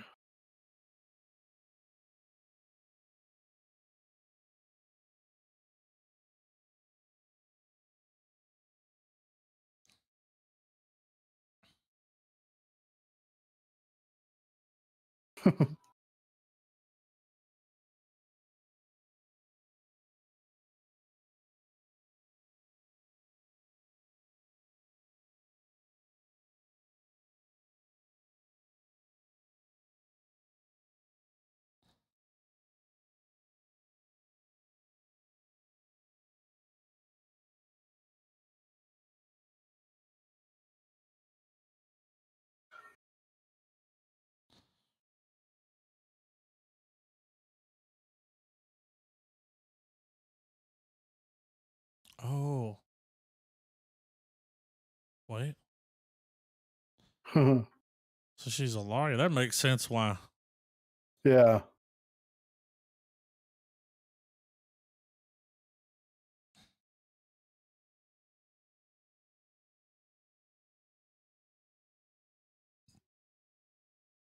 Oh, shit. Okay.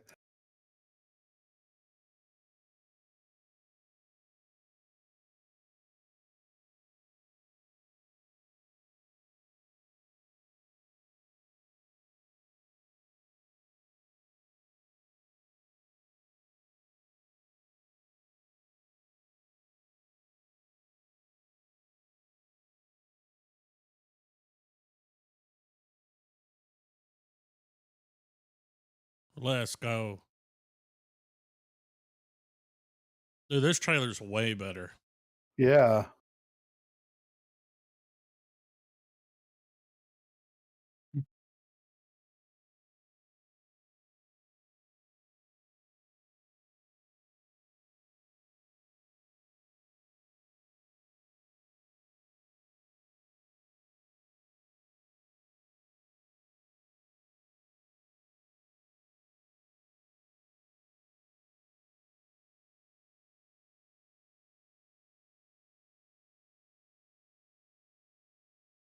She shot him a bird.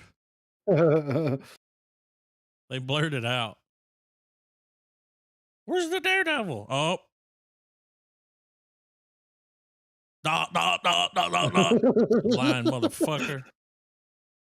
Oh, man. That actually doesn't look bad to I'm be a watching. comedy series. And I mean, dude, who's what's the actress's name? It doesn't have it in the description. Damn it. Well, I mean, dude, I want to say that's probably the most impeccable casting I've ever seen, because like she looks like even when she's not in Hulk form, like it looks like they pulled her right out of the pages, man. Yeah. Tatiana Maslany? Yeah. She looks fucking perfect, right? I also like the fact that they're leaning into the whole idea that some of the female superhero books, like their art, like extremely exaggerated, you know. Yeah. Yeah. You know who she kind of looks like? I like they're acknowledging that, but kind of leaning into it and riffing on it. Elizabeth Banks. Doesn't she kind of look like her? Kinda. Especially when she's hulked out. It looks like Elizabeth Banks as Lady Hulk. She can Elizabeth Banks. Yeah. What? When she hopped on top of that dude, it's like, all right, that's what I'm talking about. There's no crying in baseball. So are they remaking A League of Their Own here? It's a series. It's a series. Okay. So it's not going to be good. I mean, it ain't going to be good, dude. Let's peep it and see what's happening here. Is Madonna in this one? Probably not. I mean, who's going to play fucking Jimmy Dugan, man? You know what I'm saying? I don't know. A League of Their Own is such a great movie. It's going to be hard to, but we'll see. Let's check it out. 3, 2, 1, play.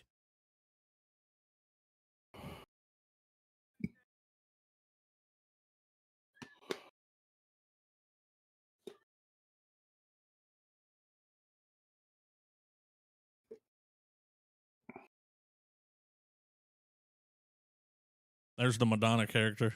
Yeah.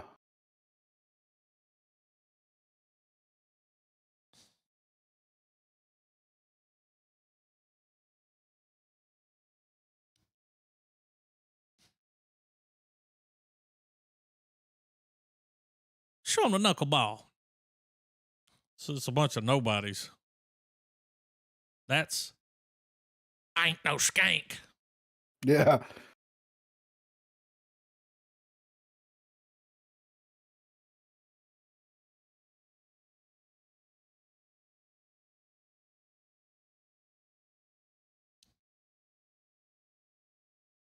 Undercover.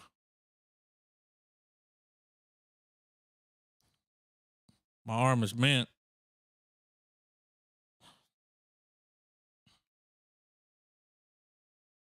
Wait a minute. Is he playing Jimmy Dugan? I think so. All right. New shit's come to light.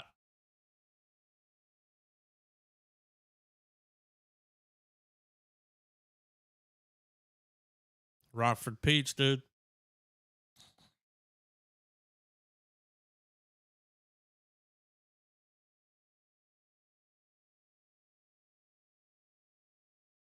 Could be interesting. You know, there's a lot of drama going on there. Yeah. If anybody can play Jimmy Dugan, though. Yeah. Ron Swanson? Yeah. Pretty good. Ron fucking Swanson, dude. The Ron Swan. Kevin Hart's back with another one. With Mark Wahlberg. What? This time, no. Yeah. We got I just did a movie with Woody. You know, Woody, he's a good guy. Woody Harrelson, yeah. You know? Yeah.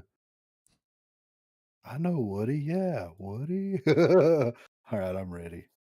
Is this a comedy? To be fair, he made that one like, yeah, my wife died. Yeah. Take care of the daughter. So I'm gonna be funny and try to take care of the daughter. Is this a comedy? I'm ready, man. All right.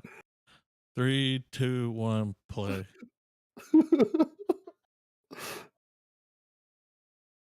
Oh, Santino. Oh.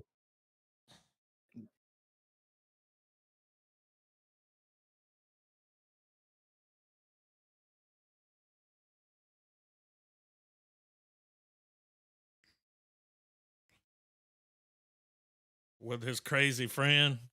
Yeah.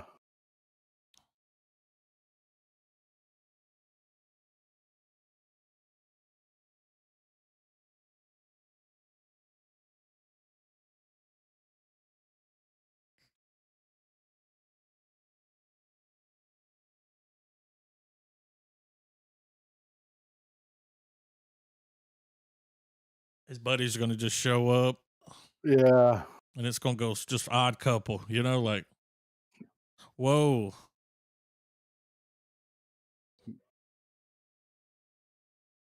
He's got his dick out.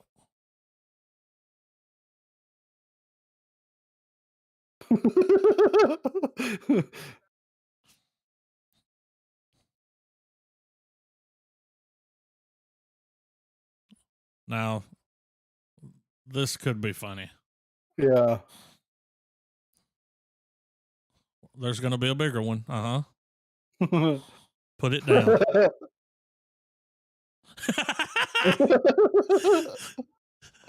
Do the way that he threw it.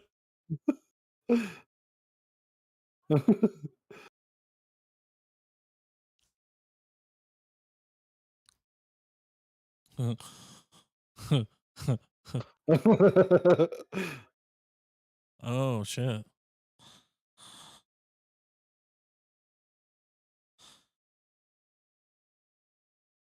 Santino's in it. I'm down, man. Oh, my God. It was fucking Erwick Bachman.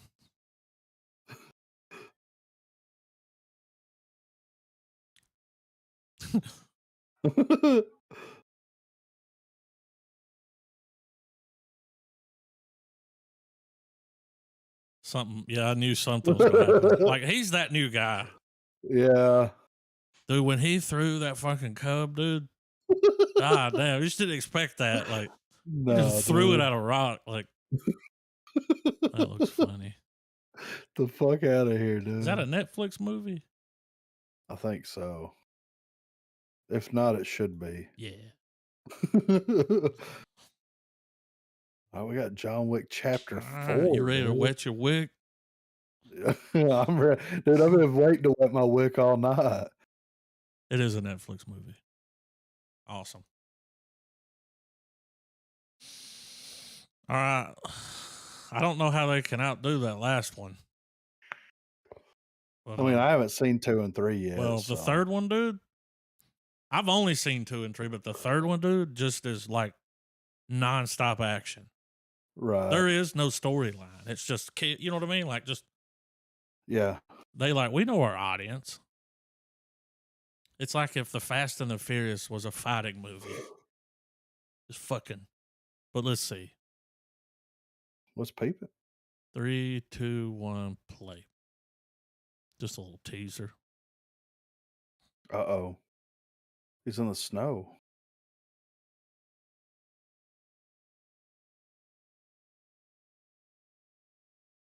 Oh, Check it God. out. Run, run, run, run, run away.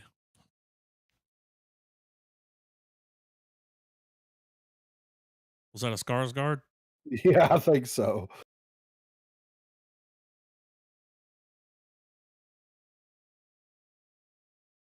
It's like they're bringing in all the hitmen to kill the hitman. How could you be that close to somebody and not? What's Morpheus doing here?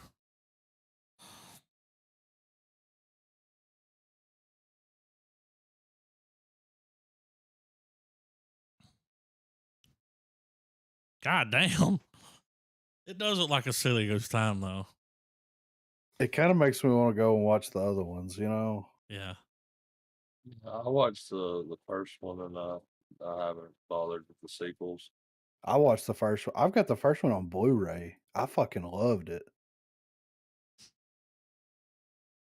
We got a Shazam trailer? What? Is this real? It is real. Warner Brother Pictures.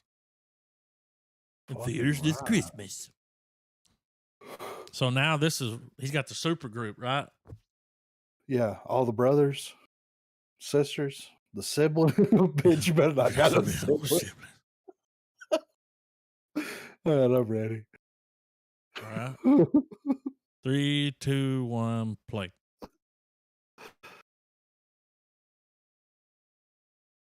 That first one was a pleasant surprise. Yeah.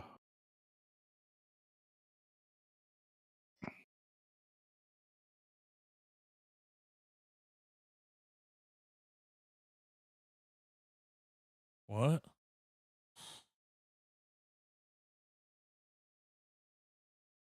Damn.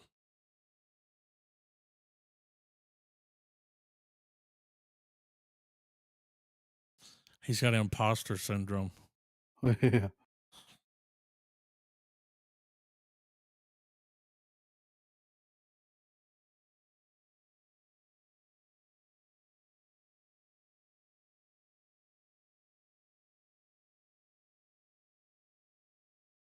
All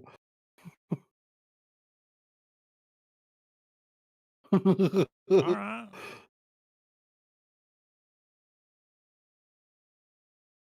Oh, shit. Lucy Liu?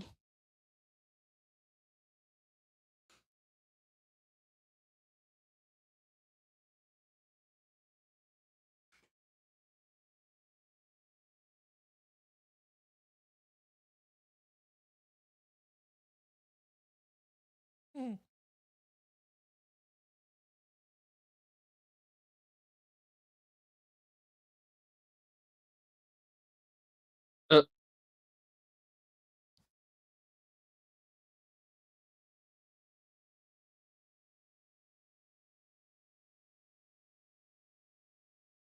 Fucking open up the Bifrost.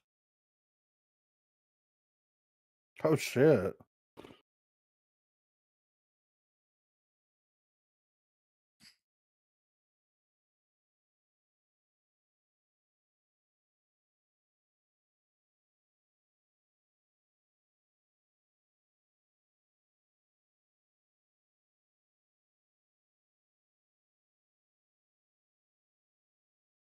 Mm-hmm.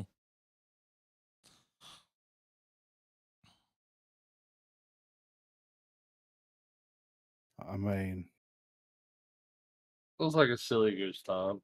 yeah, it looks pretty good, man. I like this comment. Good to see Shazam joining the Eminem cinematic universe along with Minions and Venom.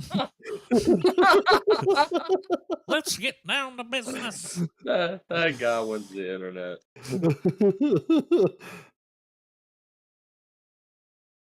We got a fucking Lord of the Rings This is the Comic-Con trailer? Comic-Con trailer. Everybody's been like, you know. Yeah. Let's see. We'll be the judge of that. Yeah, let's see Gandhi how even much. put up a post about it. We'll All talk right. about him in a different podcast. Hey, guys. Y'all ain't ready for this. You seen it? Yeah. All right, let's go. All right. 3, 2, 1, play.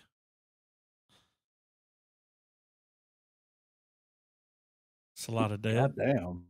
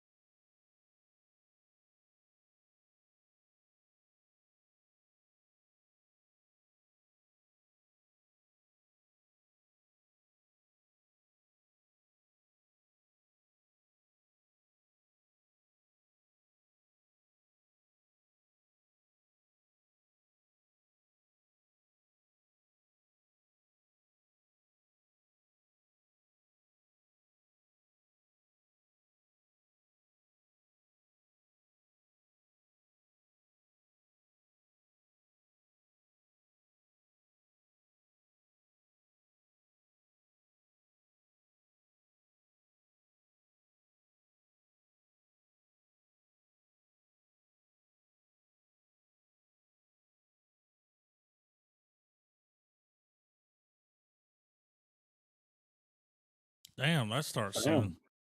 Yeah. It was epic. Yeah, it looks pretty good, man. Oh, there's more.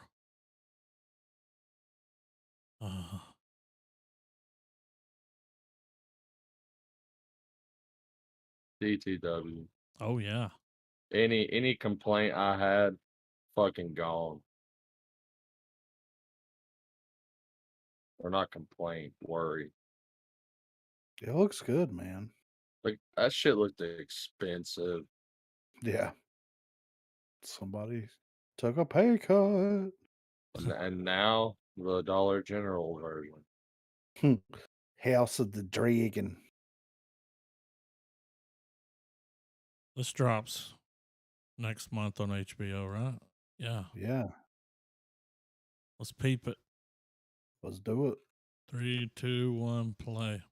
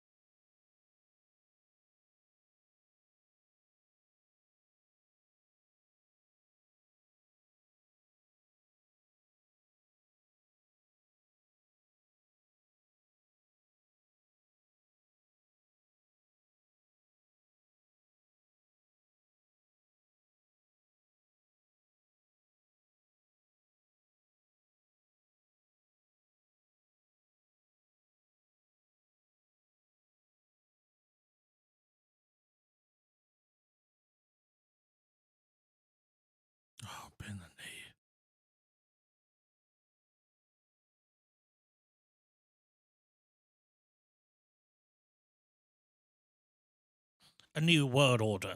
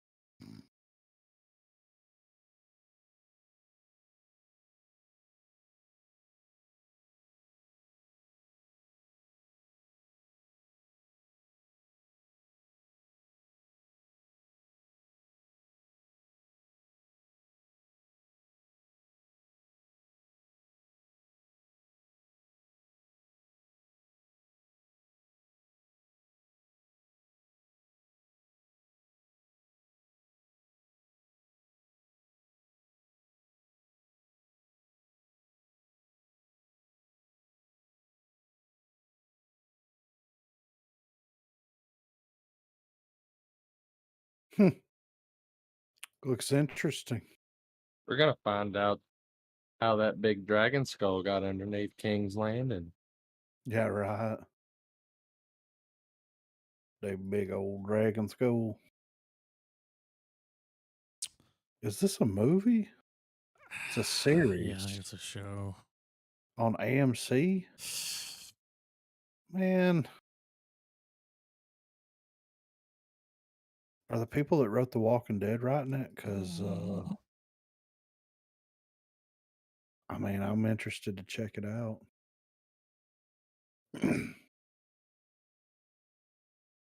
All right. 3, 2, 1, play.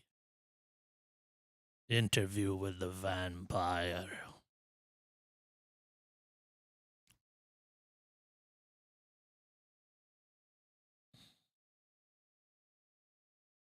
Uh-huh.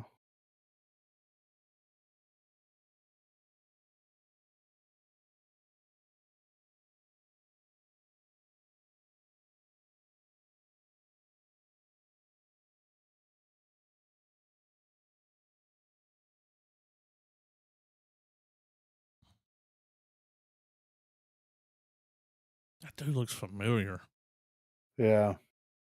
Is he the guy from Game of Thrones? The Sullied? Maybe. It is. It's exactly who it is.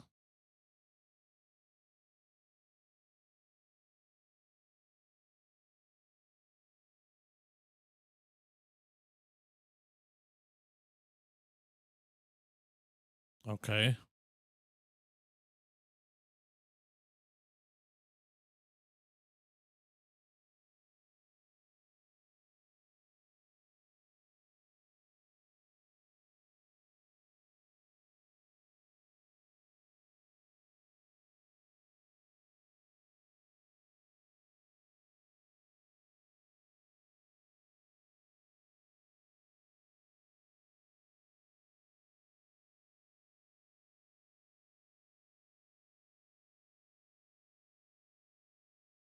Damn.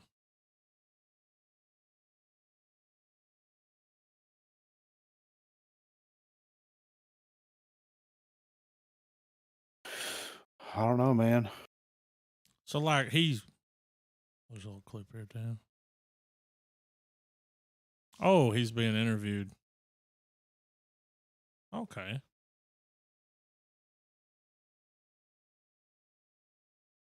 Interesting. So he slept with the vampire, right? That's what. Well, I Is mean, that what they were? it's retelling the old movie. Was that in the from- original? Well, like It it's was vampire has sexy. vampire has romanticism in it, so that the whole lines between loving a friend and loving a lover like, get kind of weird. This relationship really sucks. It's like, I love you. We used to smash wine bottles together. I loved you. Put a cork in it.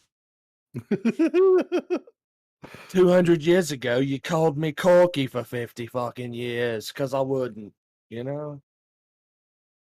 We finally got we get the trailer. Remember when Ryan Reynolds and Mac? They bought a soccer team? Yeah, something like that. Yeah. This is that. This I is don't even know if that. that's real. Like it says football Ah, documentary. I don't know if it's real though, yeah. because I you know don't how know, Ryan man. Reynolds is. Yeah. Could all be fake. Let's peep it. 3, 2, 1, play.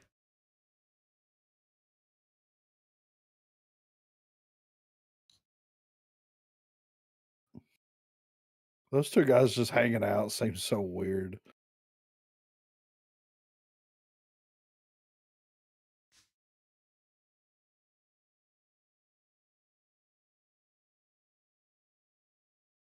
What's up with the Elvis?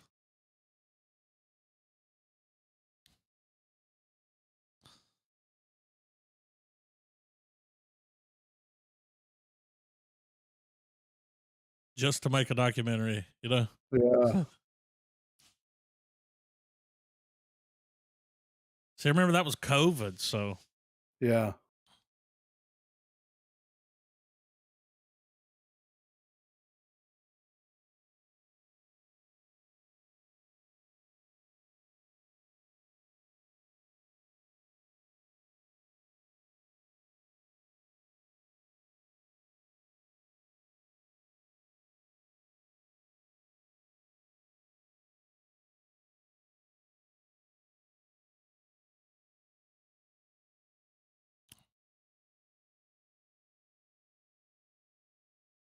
it really is a documentary.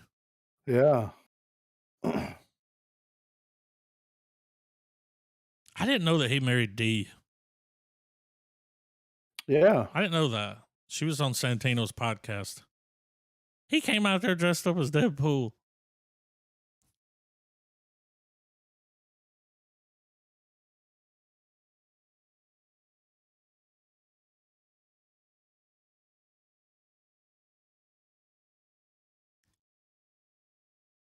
All right.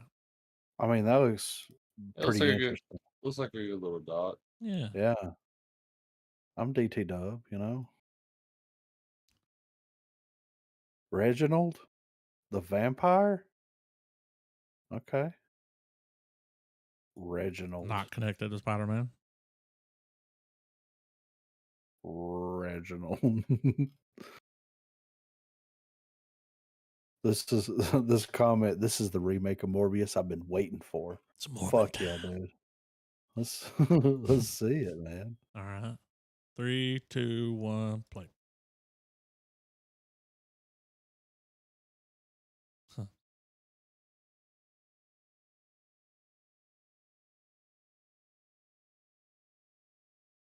Slow budget. Yeah.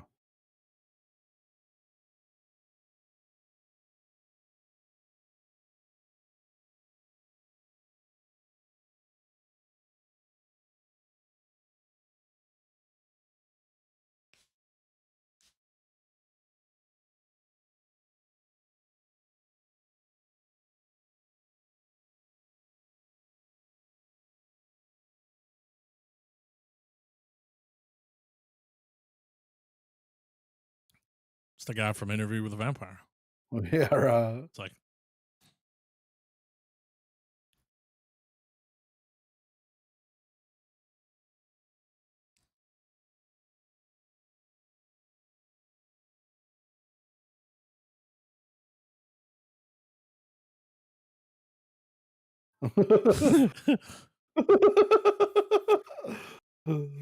got a Vampire in Brooklyn kind of vibe, you know? Yeah.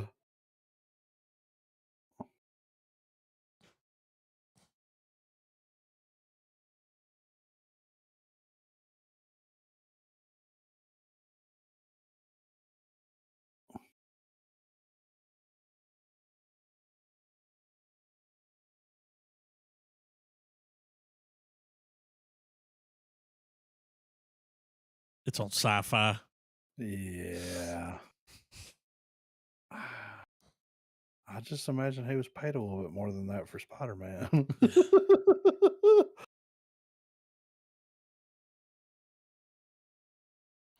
We got a little sneaky peeky of Black Adam, dude.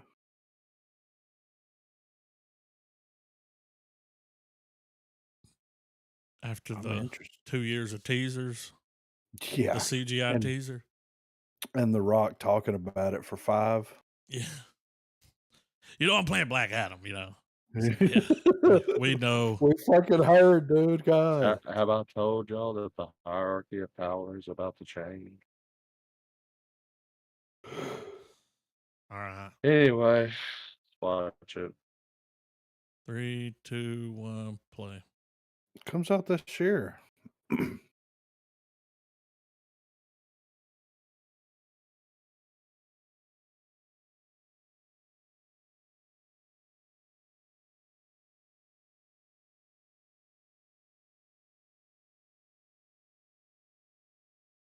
Why?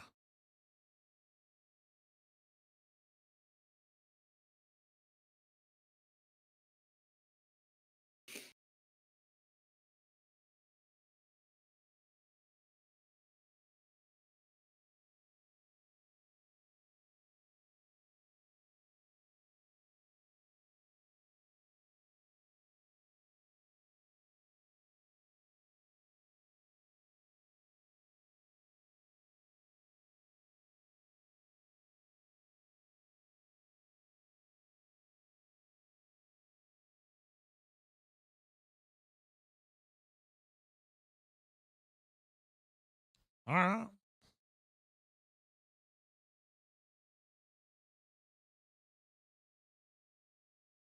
I just want to say Pierce Brosnan as Dr. Fate is like another perfect casting. Yeah, for sure, right? A lot of new faces there. Yeah. What's wrong with your face?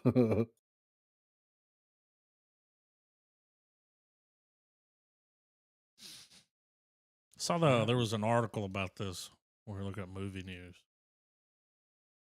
So This comment says I'm on this like Ted Cruz on a jet to Cancun when crap gets real in Texas. All right. That's pretty quick. A little modern, a little Yeah. modern humor. All right. 3, 2, 1, play. Shudder original. J.K. Simmons.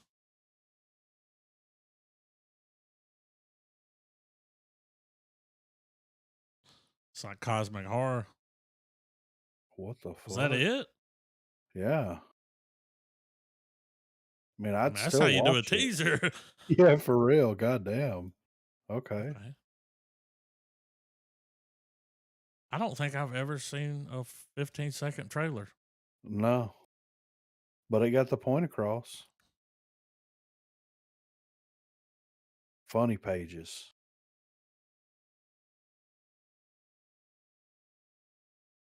This movie looks like it was shot like in the 90s. Okay. We'll see what I mean. All right. All right. 3, 2, 1, play.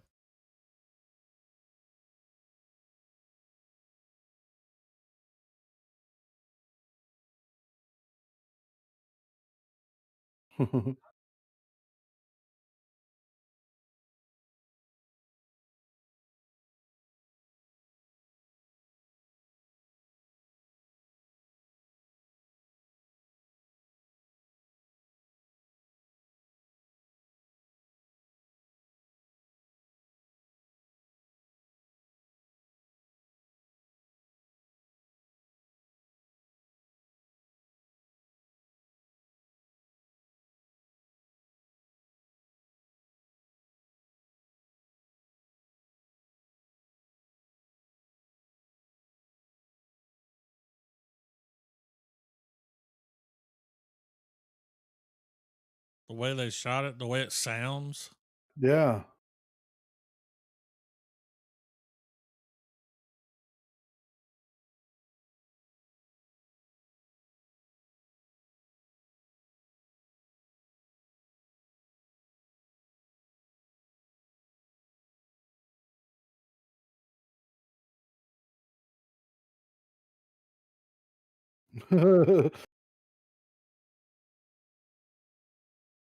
Andy Milonakis.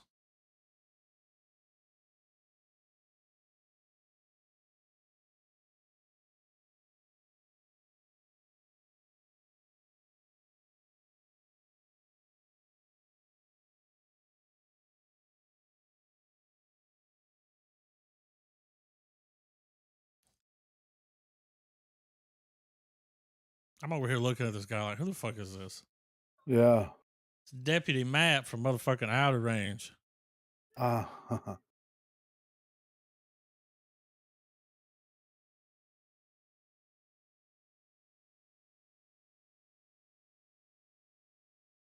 Got a Clerks vibe, you know? yeah.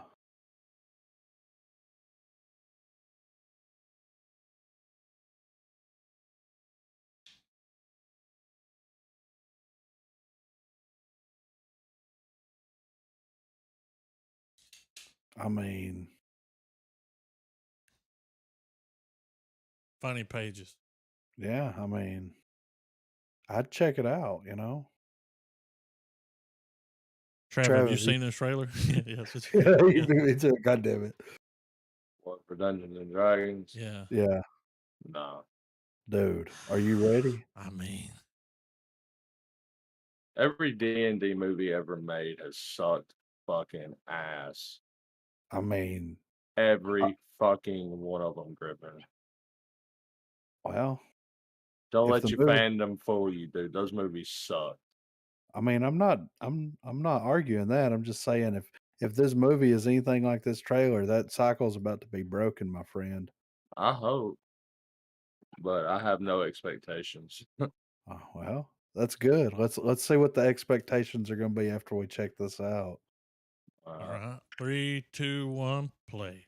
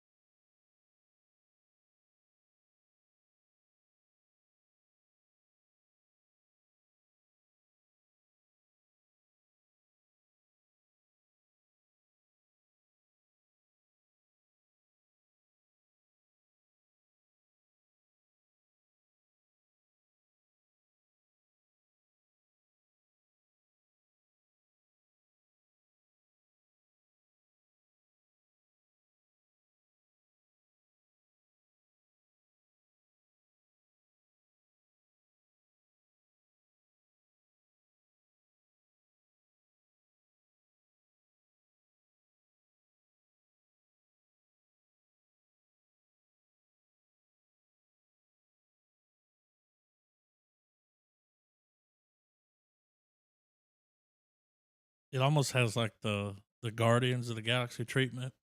Yeah. You know what I mean? They're still low, man. Like, they're still fucking low. That didn't change dick, man. Like, what, like,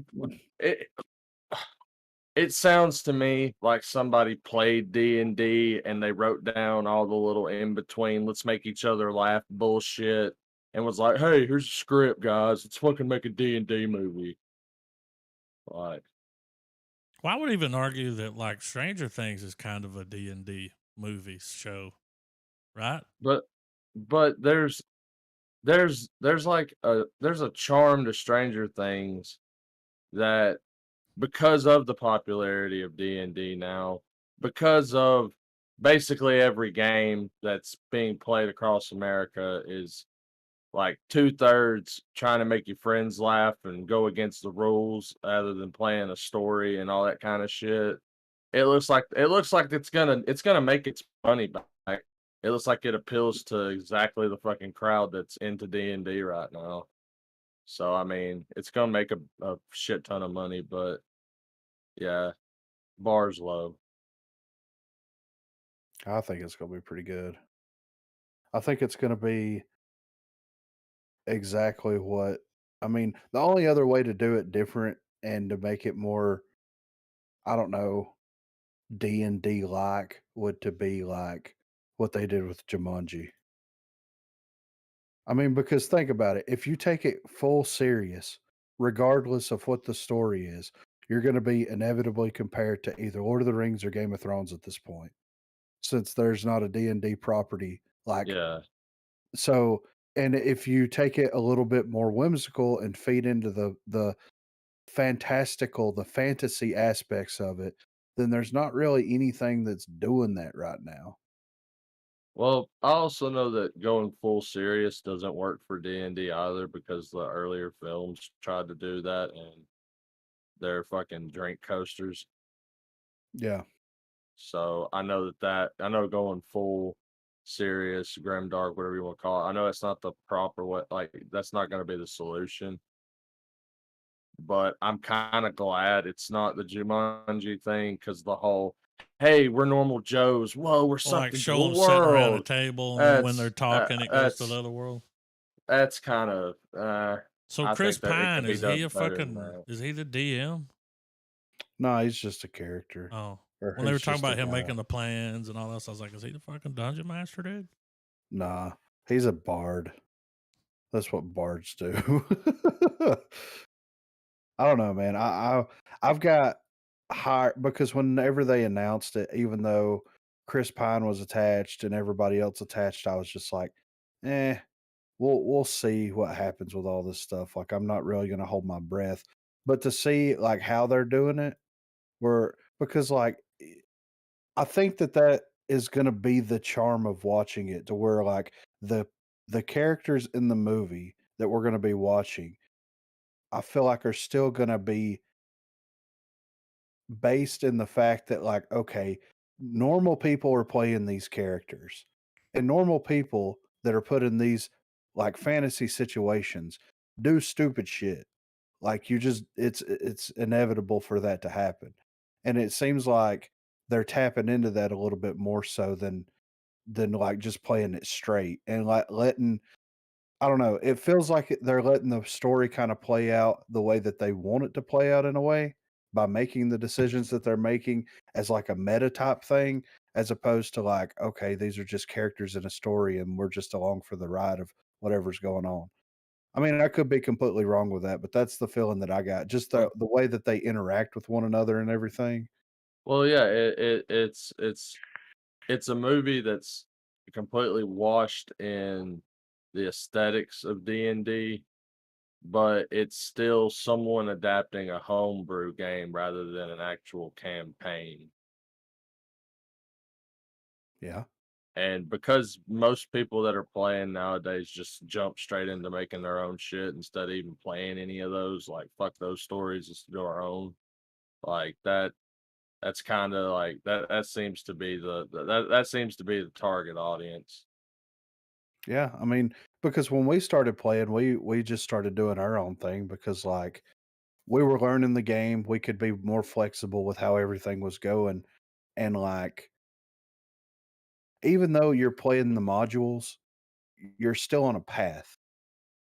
To me, it's more interesting to play what's happening in someone's head than to, like, be on a set path of, like, "Okay, here's, like, 3 story hooks, and one of these story hooks is gonna hook the party into going to the next place that they need to go that's printed in the book."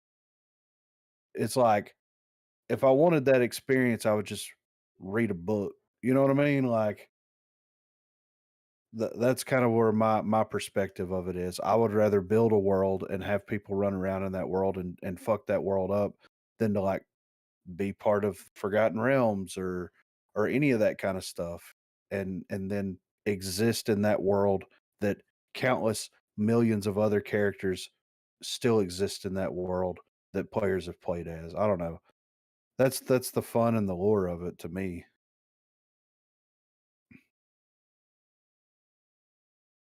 What are we gonna watch? We don't have a movie lined up. Well, that fucking Gray Man's available. It is. I've heard pretty good things about that. Yeah. I mean, I like the Goose. Yeah. I heard it's got a lot of action in it. Yeah. I like Captain America, you know? Yeah, if y'all want to watch it, I'm down. It'll make me watch it. Yeah, same here. What do you think, Trav? I'm done.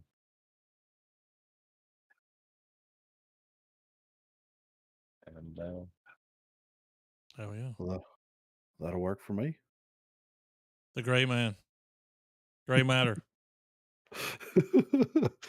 Gray Man. No, I'm not going to. Never mind. All right. The checks in the mail.